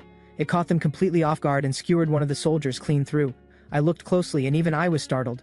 What on earth is that thing? It was a zombie with the body of a tree spirit, like some kind of hybrid creature. The chat explained it was a tree spirit zombie. What happens when a tree spirit consumes too many zombies? Watching his companion get killed by the tree spirit, the other soldier opened up with frantic gunfire and still couldn't save himself. The tree spirit's solid branches pierced straight through his heart. The next second he was flung into the air. It looked like the monster was absorbing their body fluids. I broke into a cold sweat. This thing's combat power is absolutely insane. Hybrid monsters are showing up now. This is getting out of hand. The last soldier tried to escape by boat, but the motorboat had been damaged and wouldn't start. Watching the vines closing in on him, he covered his face in terror. But I stepped in and blocked the strike. I've already figured you out, I told the tree spirit zombie. These clueless soldiers were just your first prey. The tree spirit zombie lunged toward me, then suddenly twisted and fell off the bridge. Trees that have never been pruned aren't well suited to floating in water, it would sink before long. I then turned my gun on the last remaining soldier. If you don't want to die, swim over here. A little while later I had him tied up and tried to get some information out of him, but he wouldn't say a single word. With no choice, I slowly raised my gun and walked toward him. What exactly is the 7.5 division? Someone like you. Early 20s, not much to look at. Classic case of joining the military to escape school and society. No name tag, and those eyes are way too sharp. Stop staring at me. Poke. The soldier I jabbed in the eye screamed at me that I was out of my mind. The next second I fixed him with a dangerous look. This madman has a question. Why did you blow up the bridge? He still gritted his teeth and said nothing. I shot him straight in the thigh, then one in the foot. Wait, he screamed. Now can you talk? Use a broadcast to gather people and then block the bridge. What's the point? You're starting to crack. It's the 7.5 division, alright? I know that part. Explain it. What are you gathering people together for? Since you've blown up the bridges, that means you've already gathered enough people, right? So you're not planning to take any more. Am I right? The end. Now answer me. Hearing the password, the soldier in front of me was completely stunned. What else would it be? Obviously it's the password. I know it because I was planning to join. The soldier was floored. How is that possible? Are you also one of the priority summons? Seeing that he believed me, I explained I had originally been invited to work with the higher-ups, but unfortunately they went back on their word and blew up the bridge. He yelled, "But what you're doing only makes things more complicated. What was I supposed to do? How do you think I got selected in the first place?" Combat specialist, of course. My body is built for fighting. If I'm not treated properly, this is how I vent my frustration. The soldier actually seemed to understand. Seeing my bluff was working, I pushed further. As you can see, I'm an expert in field combat, and I can also tend to the wounded. Now it's your call. Just tell me what you know and we're done. The 7.5 Division is a rescue organization, a special unit mobilized under a national state of emergency. The primary mission is to gather the right people and restore a collapsed society. My jaw nearly dropped. You're saying all of this like it's so noble, but something still feels off. It's nothing. A bug just flew into my mouth. Keep going. Your goal is to go from Daejeon to Jeju Island, right? Word is it's already safe there. Cheongju Airport, that's where we're heading. That was a destination I had completely not anticipated, but there was no time to sit with the shock. This soldier looked like he was about to die. Let me go. No more boats are coming. You need to build a raft fast. Even so, I didn't rush. One last question. You blew up the bridge because you don't need any more people, right? That's correct. They only need certain types of people. Gathering too many becomes a management problem. Management? I smiled darkly. You're kidding me. Limiting the headcount to keep things controllable. That logic is almost reasonable, but was blowing up the bridge really something you can say you did nothing wrong? The way I see it, you're not trying to restore society, you're trying to replace it. The soldier got worked up. You think we're a rebel faction? We're giving everything for this country. I don't know what your actual motive is, but I have the intel I came for. Either way, you were the ones who broke your word and played us first. I was just about to finish him off when a zombie appeared, so I opened the door instead. That was our revenge, as a group. After handling things here, I prepared to cross the river, but there could be tree spirit zombies in that water, so I opened the in-game shop to see what was available. First up, a thick rope requiring a few donations, and a swimming ring for 2 donations, which the chat immediately and unanimously approved. At the moment, the shop only carried 2 items, with updates promised at irregular intervals. I put on a concerned look. What a shame. I still haven't paid back only one's loan, and now I need more equipment. Shouldn't this stuff be free? A few generous viewers were moved by my performance and threw in some donations. The chat then let something slip. Someone mentioned die-hard fans. I filed that away for later. The road ahead was long and I still owed 9 donations. Then, to make things worse, that tree spirit zombie resurfaced. It launched itself out of the water in a single leap. Moving terrifyingly fast, it was almost on top of me. I had no choice but to break into a full sprint. Once I'd put some distance between us, I bolted into a high-rise building. Good. This thing couldn't find me. With a plan already forming, I started dashing between buildings. Parkour that only elite athletes would dare attempt felt like nothing to a body like mine, though I still managed to trip and faceplant within 3 seconds of looking cool, but I jogged my way to the top of a broken-down truck. I remembered a tree spirit was near here. I immediately grabbed a can and smashed it onto the ground below. The sharp-sensed tree spirit zombie instantly homed in on the direction, but what was waiting for it when it got close would be the python-like vines of the tree spirit. Go on then, tear each other apart starting now. Once I had that set up, I got out of there fast. I needed to use the time they spent fighting each other to find a way across the river. Besides, those vines didn't look sturdy enough. They probably couldn't beat the tree spirit zombie. The water level was already lower than before, and the current had slowed. The chat was screaming at me to just jump in already. I looked back. The tree spirit zombie had caught up. Quick, everyone, I need 11 donations. Even as a weak swimmer, I could tell the surface looked calm, but the current was fierce. The chat then issued a group mission, swim 2/3 of the way across, and I'd get the 11 donations. With my heart set desperately on that swimming ring, no matter how hard it got, I had to keep going. That disgusting tree spirit zombie actually jumped in after me. It seemed to want to grab me from underwater, and I finally, through sheer stubborn effort, made it 2/3 of the way across. The moment the donations came in, I hit purchase immediately. Just barely clutching my hard-won swimming ring, I nearly got my foot grabbed by that revolting tree spirit zombie. Floating on the ring, I could only drift with the current, slowing down in the process. I looked back. That disgusting zombie had already figured out how to move with the current and was closing in. Only one move left in that situation. The swimming ring technique, the bobsled form, the posture for riding the current to achieve maximum speed. I let the current carry me straight into a massive field of wreckage. One wrong move would mean slamming into debris, and the bridge was still collapsing overhead. Fortunately, I had a protagonist luck. I made it through completely unscathed. And the freak monster that had been hunting me was crushed flat by a collapsing section of bridge. With the enemy gone, I drifted limply toward the shore. A surprise message from the chat nearly made me jump. I looked up. It was a small dog. "Hey, come here, pull me in, pull me in." Being man's best friend, the dog actually swam toward me. I was so touched I'd already picked out a name. Blackie, give the ring a push for me. But being a dog that had no idea who I was, it just circled me a few times and swam off to the side. Well, guess I was on my own. Blackie swam nearby though, stopping and starting as if showing me the way. After surviving everything I'd been through, I finally reached the shore.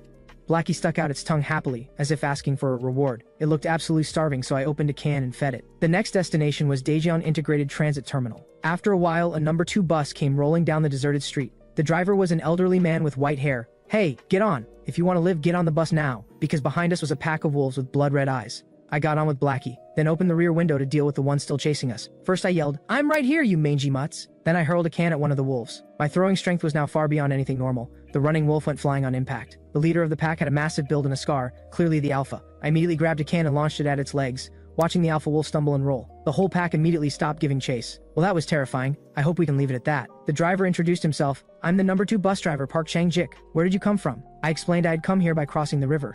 The driver blinked. "Cross the river? That bridge looked like it collapsed from where I was." "That's right, so I swam across." "And what about you, sir? Where did you come from?" "A bus wouldn't be running normally in a situation like this. It seems like you went somewhere before coming here." The old man explained simply that he had met with soldiers at the Daejeon Transit Terminal and come back from there. The soldiers were using buses to transport civilians in groups. I was hoping to bring at least one more person to the terminal before the soldiers leave. I've lived most of my life on this route. I've carried people going home for the holidays and passengers with all kinds of stories. This is just what I'm here to do. The chat was full of praise at that. A truly selfless spirit. The kind of genuine kindness you'd never see in Jiangsu. Then the driver mentioned that this detour would take about 15 minutes. Hearing there was time to spare, I asked the chat about the diehard fans. If there were diehard fans, it meant there was a system similar to ones I already knew about.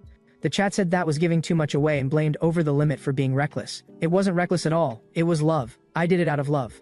Over the limit, please don't take any offense. After smoothing things over with my top donor, I went back to asking about the diehard fans. If diehard fans were a thing, then there had to be a moderator. Something any proper broadcast absolutely needs. The chat erupted into chaos, saying there was absolutely no way I could know about this yet.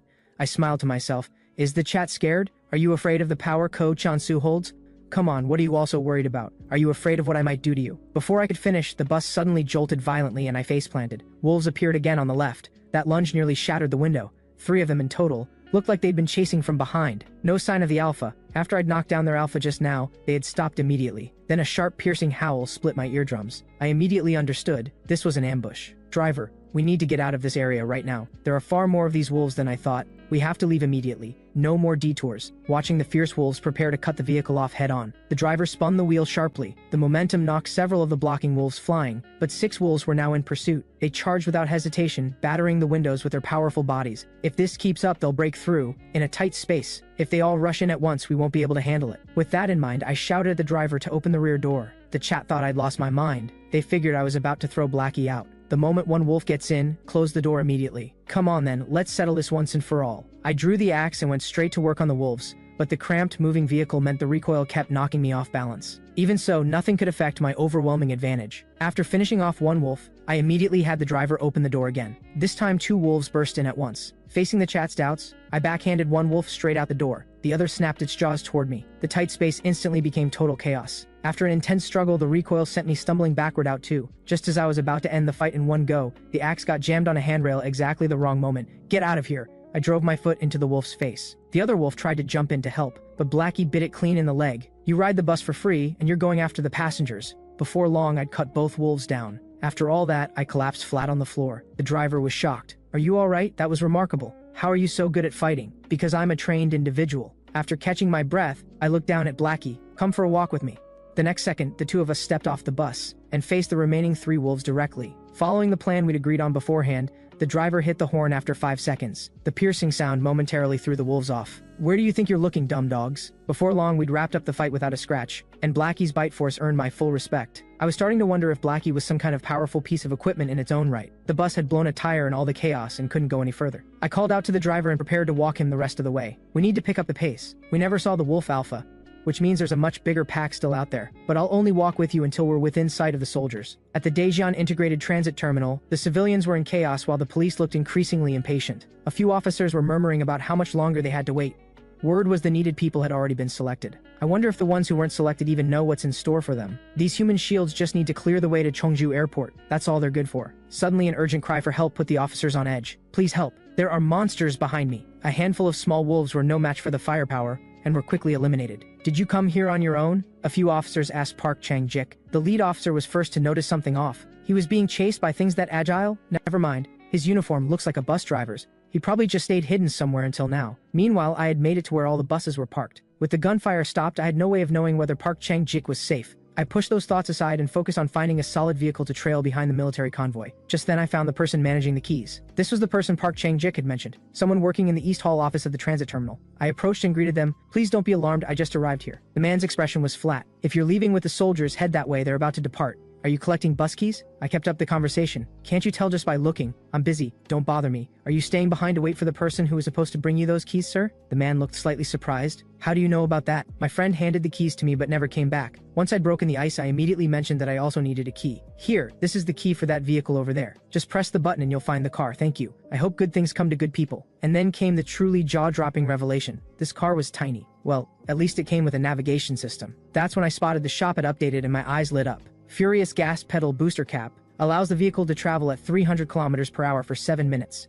The downside was that after using this item, if the car was pushed to its top speed, its remaining drive life would drop to 60 minutes. This skill was incredibly powerful and only cost 2 donations, but I wasn't about to be intimidated by a shop item. I bought it without a second thought. The next second, an iron cap came flying straight into my face. After fitting the booster cap, I set off on my own. Before leaving, I told the man I hoped he'd get to see his friend again soon, and if anyone comes looking for Ko Chien-soo, tell them Ko Chien-soo has already headed to Jeju Island. The convoy set off in a long, imposing line. The passengers on the leading bus were uneasy. They were out ahead of the soldiers, but they trusted the soldiers wouldn't abandon them. Even so, they asked the driver whether to slow down a little. The driver was trembling but kept his composure. Please don't worry. I'm sure the soldiers have a plan for being at the back. But the sudden appearance of monsters sent the entire vehicle into a panic. The soldiers immediately opened fire. It had some effect on those ugly creatures, but there seemed to be more than one of them. The passengers demanded the driver stop the bus. Without warning, he suddenly swerved to the side, and in an instant that bus drew the attention of every single monster. The hideous creature pierced straight through the vehicle and set off a massive explosion. Even I hadn't expected the explosion to happen that fast. The piercing screams cut through my ears. The chat called me out for being cold-blooded. One comment in particular caught my eye. Heartless orphan piece of garbage. Not only that, but he kept heaping abuse on me. What are you doing? Don't give me that look. Just as he kept up his personal attacks, the regular viewers in the chat started arguing back at him. My face twisted with irritation. Don't we have a moderator? How do we get one set up? The chat said for a moderator to appear. At least the player and a diehard fan both had to agree. Are you serious? A diehard fan has a say in this too? So I tested the waters. Where are you? Over the limit. Diehard fan? What are you going to do right now? The chat started buzzing, because apparently only someone who donated 30% of their total assets in one go would become a diehard fan. That surprised me, but that awful troll was still relentlessly pushing my buttons. Then suddenly, Over the Limit came through with 40 donations. The sheer generosity brought tears to my eyes. Thank you so much, truly. As repayment, I'll grant you one wish. Oh right, we need to select a moderator immediately. Will you help me? So, Over the Limit asked if I had anyone in mind, and the chat was full of people raising their hands to volunteer. I handed the decision to my top donor. Over the Limit, I trust you. Please go ahead and recommend a moderator. Over the Limit recommended Howling Psycho Patient. The chat called him Licky. The chat's reaction made me break into a cold sweat, but my donor assured me he was a very obedient viewer, so I agreed to the recommendation. The moment Licky became moderator, that one troll who'd been mouthing off got thrown out hard. I deeply approved of his swift and decisive action. If anyone crosses the line again, I'll be counting on you. Thanks to everyone, I'm feeling recharged. Now let's go do what we came to do. Meanwhile, the military had noticed my presence. Although the commander ordered them to ignore me, they were still bothered. Deal with him once we get to Cheongju Airport. What's the situation with the number 2 bus? Another officer explained that bus number 1 had been swarmed by monsters and abandoned. They'd just make do with numbers 2 and 3. Just then, one of the buses suddenly started shaking violently. Then the entire vehicle toppled over. Clinging to the underside was a revolting multi-limbed, multi-eyed creature. The officers barely had time to ask what was happening before the crowd erupted into screams. Seeing the chaos up ahead, I guess they had run into a monster that appeared out of nowhere. That thought alone made me press down on the gas a little harder.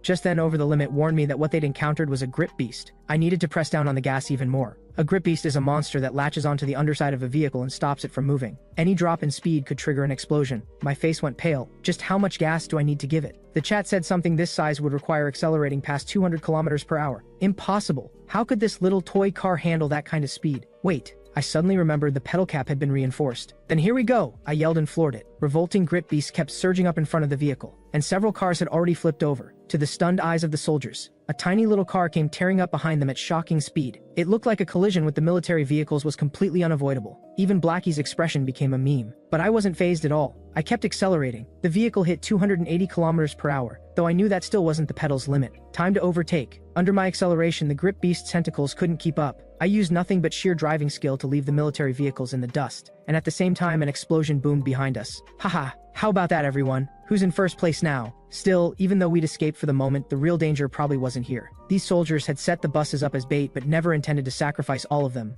which meant something far worse had to be waiting up ahead. As the vehicle gradually slowed, the system informed me this car could only travel for another 60 minutes.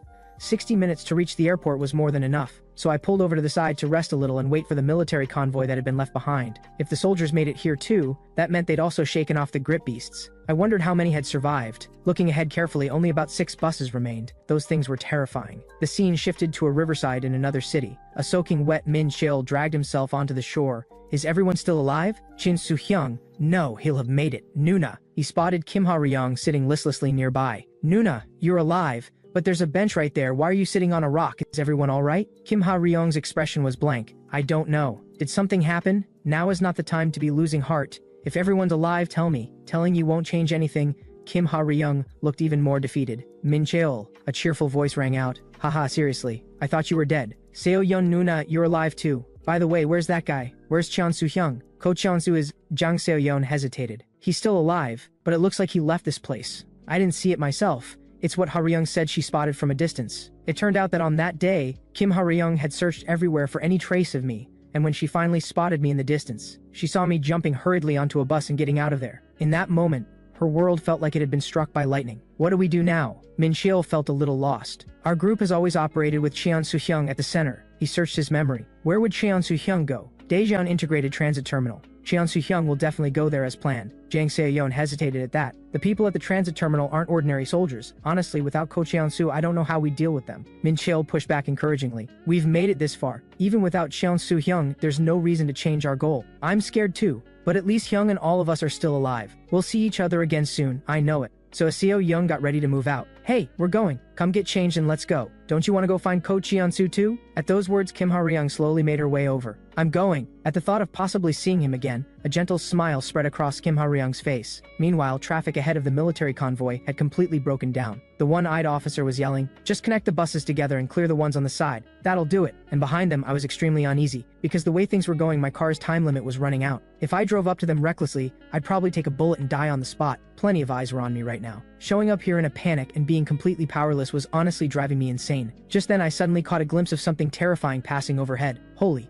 Everyone, what was that just now? The chat suggested it might be something like a big head. Before the words were out, a massive hand burst from the ground. Can a big head's hand really be that big? Titan body. It's the adult form of the big head. That hit me like ice water. The reason they gathered those buses and brought them all here, was it to use them as feed for that monster while the plane prepared for takeoff? In the eyes of the Titan body, the running vehicles were nothing but toys. Even more shocking, the buses had stopped and let the passengers flee on foot. Amid the screaming and cries for help, refugees were plucked up like snacks, then placed in its mouth and crushed to pieces. The sight made every hair on my body stand on end. It also brought back the first NPC I ever met, that Chinese restaurant cook. He was the one who died inside the mouth of a big head. It was over the limit, snapping me back to focus that pulled me out of my daze. It looked like the soldiers had abandoned the buses and were making a run for it. The distance was growing, but I could still catch them. I immediately drove off to chase those people down. But then yet another bus was left behind. A crowd of passengers cried and begged and were still left in the dust. Then they spotted me and grabbed on like a lifeline. Let us on, please. With no other choice, I pressed the gas and left them behind. Having lost too much time at the intersection, the car only had 10 minutes of life left. The only thing I could do now was reach the airport first, then get new intel after crossing the boundary point up ahead. My shop hadn't been updated at all. Best to sneak into the airport and figure things out from there. There was no telling what variables would pop up at the airport. The soldiers knew about the monsters and had made what seemed like thorough preparations. But judging by how they failed to handle the grip beasts, they clearly hadn't known in advance. That left only one answer. Someone already at Cheongju Airport had relayed information using a long-range communication device. Before long, I snuck into the airport terminal building with Blackie. Survivor! A a soldier called out to me at the top of his voice. Are you a survivor? Are you the one who sent the distress signal? I was completely taken aback and noticed these were the National Air Force, not the 7.5 Division. There's no time. Those monsters didn't follow you here, did they? We're out of ammunition. Please hurry up. Major Chen finished speaking and grabbed me, handing me off to the soldier behind him. This is a survivor who just arrived. Take him with you. You can see the boarding gate over there. Go in and sit down immediately. No time to explain now. I'll fill you in later. Bringing that animal along is fine. Just get in quickly. Seeing the soldier about to leave, I quickly warned him. The soldiers coming in after me were an extremely dangerous group. I had seen them on the road to the airport using civilians as bait to deal with the monsters. They were not an ordinary unit. Please inform the relevant people. If you're still going to take them on board, please stay on guard. Inside the aircraft, it felt like a loud, chaotic bomb shelter. It looked like there were other people who'd been rescued. Hearing that boarding was imminent, I hurried to find a seat with Blackie. The plane took off without any announcement. The passengers gasped at the monsters swarming below. Seeing the plane take off, I felt a small measure of relief. It was sudden, but things weren't bad for now. No, wait. In this game, we couldn't trust any peace or good luck we stumbled into before it was over. That's when I sensed something was wrong. Why is the plane turning back? To get to Jeju Island, shouldn't we be heading south? I immediately got to my feet to find a flight attendant and get an answer. Excuse me, where is this plane going? The flight attendant looked slightly flustered.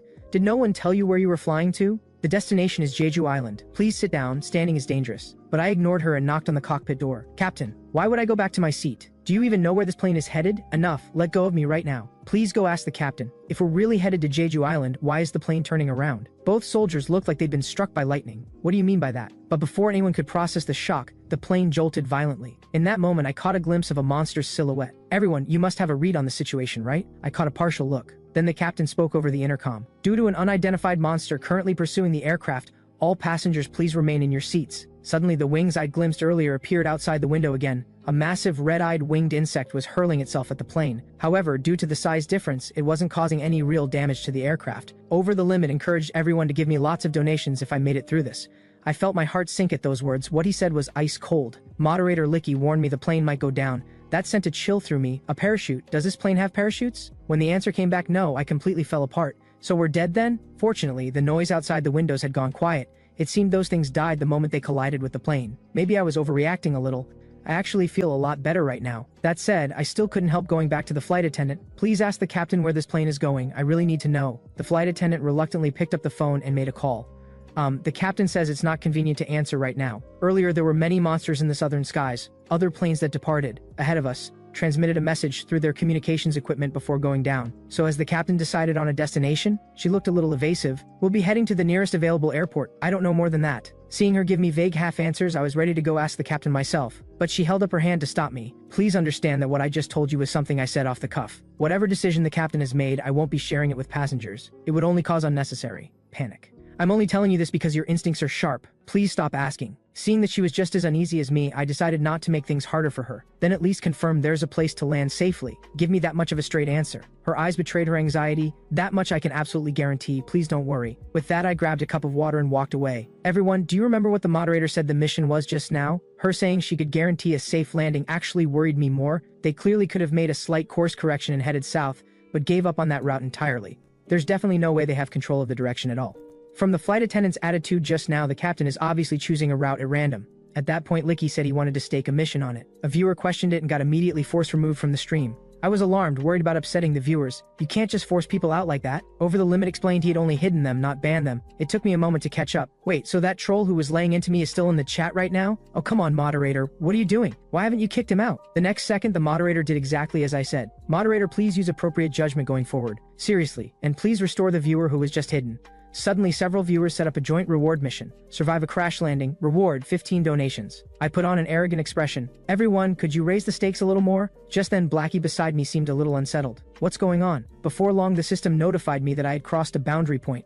I felt it in my whole body and immediately opened the intelligence window to check the latest update. Intel 1. The destination of the plane you are currently on is Pohang Airport. Intel 2. The flight routes heading south are currently blocked by monsters. So the destination was Pohang Airport. The captain had already made a decision. More important than their secrecy was the fact that right next to Pohang Airport was a port. Things were going to get very complicated from here. If there's a port, 9 times out of 10 they want to use the sea route. Using Korea as a reference, every place I'd been through so far was on the western side. Judging by the fact that the flight went to Gunsan Airport, which had relatively little difference, the western half of the Korean peninsula was very likely already overrun by monsters. With that in mind, I started looking for something important. Meanwhile, back at Daejeon Integrated Transit transit terminal. Min Cheol went up to the man and asked if he worked there. Have you seen someone named Ko Cheon-soo? He's tall with sharp eyes, a few years older than me. Ko Cheon-soo, he came through. He said to pass along a message if anyone came looking for him. Min Cheol was overcome with excitement. Really? Hyung actually came here? Where did he go? What did he say? Jang Seo-yeon, catching up from behind, immediately pinned the man to the ground. What do you think you're doing to our Min Cheol? Kim Ha-ryung drew her knife. For violent offenders, punishment is more appropriate than treatment, right? Wait, this man hasn't done anything. He said he met Cheon Soo-hyung.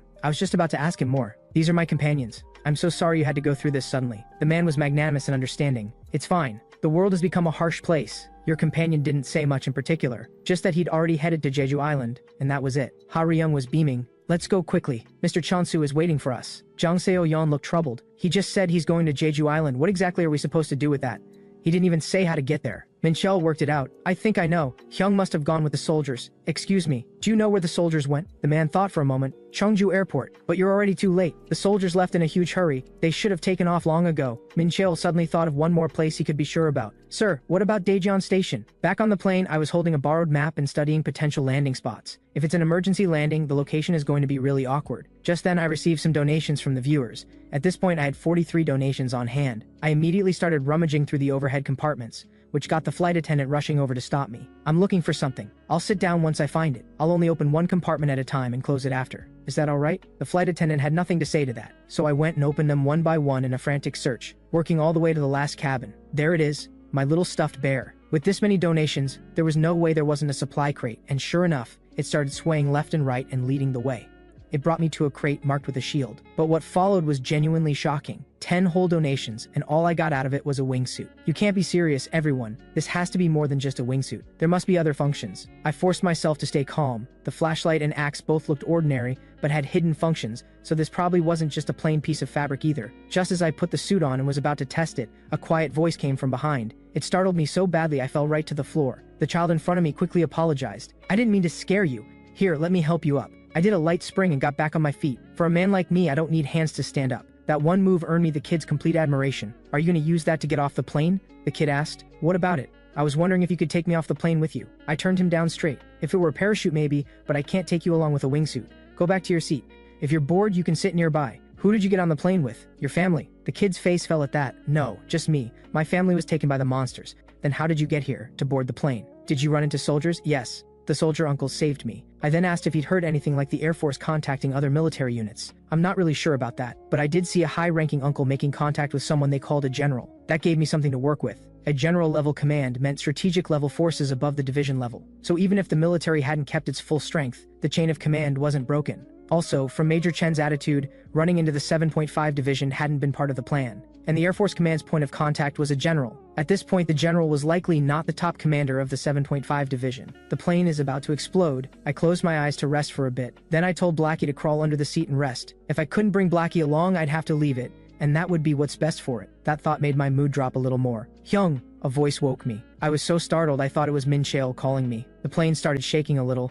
I pressed the kid's head down. He realized something was wrong too, and a thunderous boom rang out. Hyung, save me. Are we crashing? As the inner wall of the plane began to bulge outward, powerful airflow tore a gaping hole through the fuselage. Not good. We're about to get sucked out. And then to make things even worse, Blackie seemed to have vanished. I frantically asked the chat. Everyone, where did Blackie go? There's no way it just ran out on its own. What on earth is going on? No time to hesitate. The chat was urging me to jump. The captain came on to announce the plane was going down. With no place to land, they would attempt to ditch in a reservoir.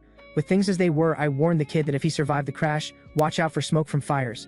If there's no water, wet your sleeve with saliva and move low to the ground. With that said, I seized the moment when the air pressure dropped and leapt out. The enormous pressure made me feel like my ears were splitting open. Even with the wingsuit deployed, the airflow was distorting my face. My body couldn't spread open at all. Everyone, please say something quickly, I screamed. Only Over the Limit responded, Chon-soo, try flipping your wrists backward. The wingsuit worth 10 donations appeared to have an air deceleration function. As I pressed the button on my wrist, the flow of air seemed to slow considerably. Over the Limit really was my guy. Still, apart from him, I needed more fans. No time to think about that now. I spotted my chance and prepared to leap onto the back of a monster ahead. I kept adjusting my falling posture mid-air, then surged forward and grabbed tightly onto the monster's back. The viewers went absolutely wild at that, throwing me 3 donations. My hand was a bit hurt, but my total balance was now up to 39 donations. The one I'm holding onto right now should die on impact when it hits the plane. The only thing I need is for this thing not to get hurt before we land. Thinking that, I glanced over at the plane, and there was the kid, standing right at the edge of the open fuselage. Hey! What are you doing? Get back inside, I screamed. Get back in there. But the kid seemed not to hear a single word and dropped straight off the plane.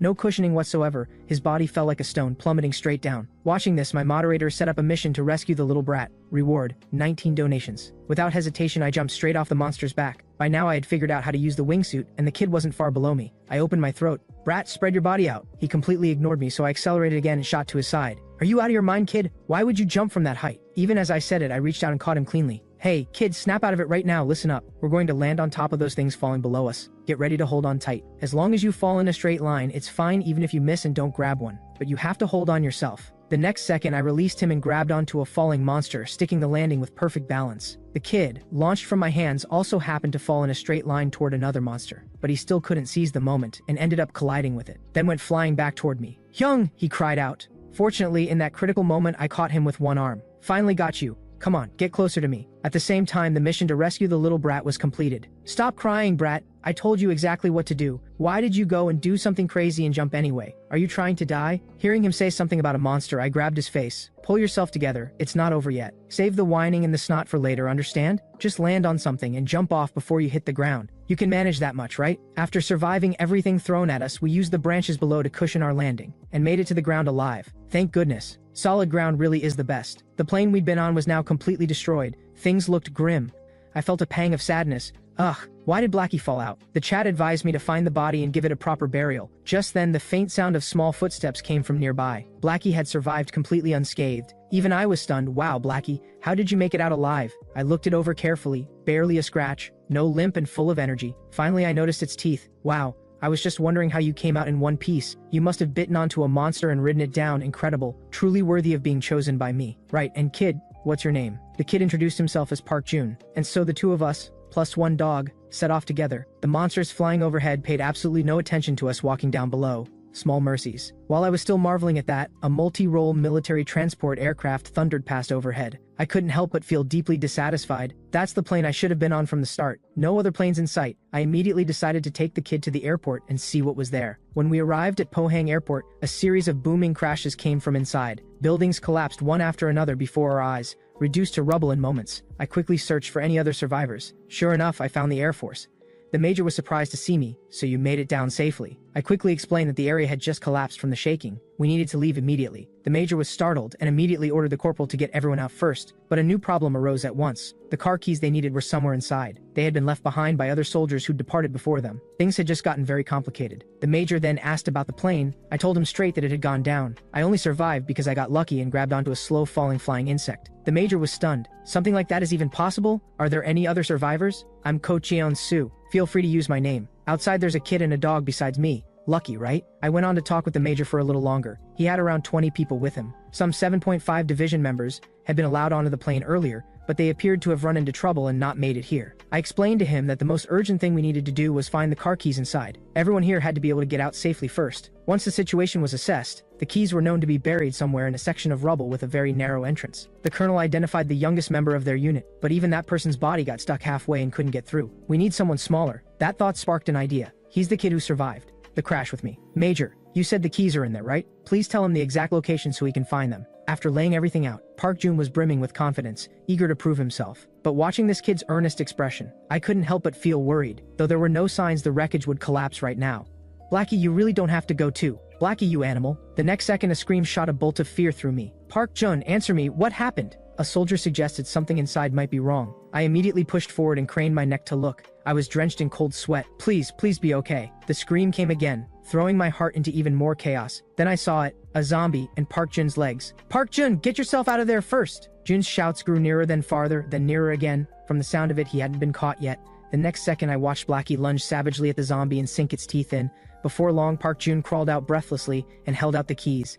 I rushed forward to meet him. You okay? I asked with my mouth, but my hands were already frantically checking him over. Once I confirmed there were no wounds, I turned my thoughts to Blackie. Thank goodness, Blackie. I looked at it with pride, flipped it over completely to check for injuries. Good, nothing wrong. Well done, you. I thought something would go wrong. Didn't expect you to really be that brave, the major said with admiration. Jun grinned. I'm just glad I could help. Seeing that, I suggested there was no reason to wait any longer. Let's do this. So we immediately got into the vehicles and prepared to leave the airport. I noticed Park Jun chatting and laughing with the soldiers he'd been living with, and let him ride in the same vehicle as those soldiers. The very moment we pulled our door shut, a thunderous roar shook the air again, and the entire airport crumbled into rubble. The vehicles tore forward through the collapsing debris. We were that close to dying. Then a different kind of ominous tremor began rising from underground, like an earthquake, but not quite. That egg-shaped thing kept climbing upward. It looked like the skull of a Titan body. The major immediately ordered everyone to follow, pushed straight through to the port. The port we were now heading to turned out to be Ingok Port. The soldiers who had gone ahead were already there, with a vessel ready large enough for all of us. The chat reminded me that the adult form of the Titan body only lived for a few hours, nothing to worry about. Soon after a rough ride, the main convoy pulled further and further ahead of us. A pit filled with debris blocked the road in front of us. The violent shaking made it impossible to stay in our seats. Then bad news came. The driver told us the vehicle was malfunctioning, with no telling how long it would hold. Just push it as fast as you can. The good news was the Titan body was getting further and further away. That thought still left me grinding my teeth. Not a single vehicle I've ridden has ever gone smoothly. How can I be this unlucky?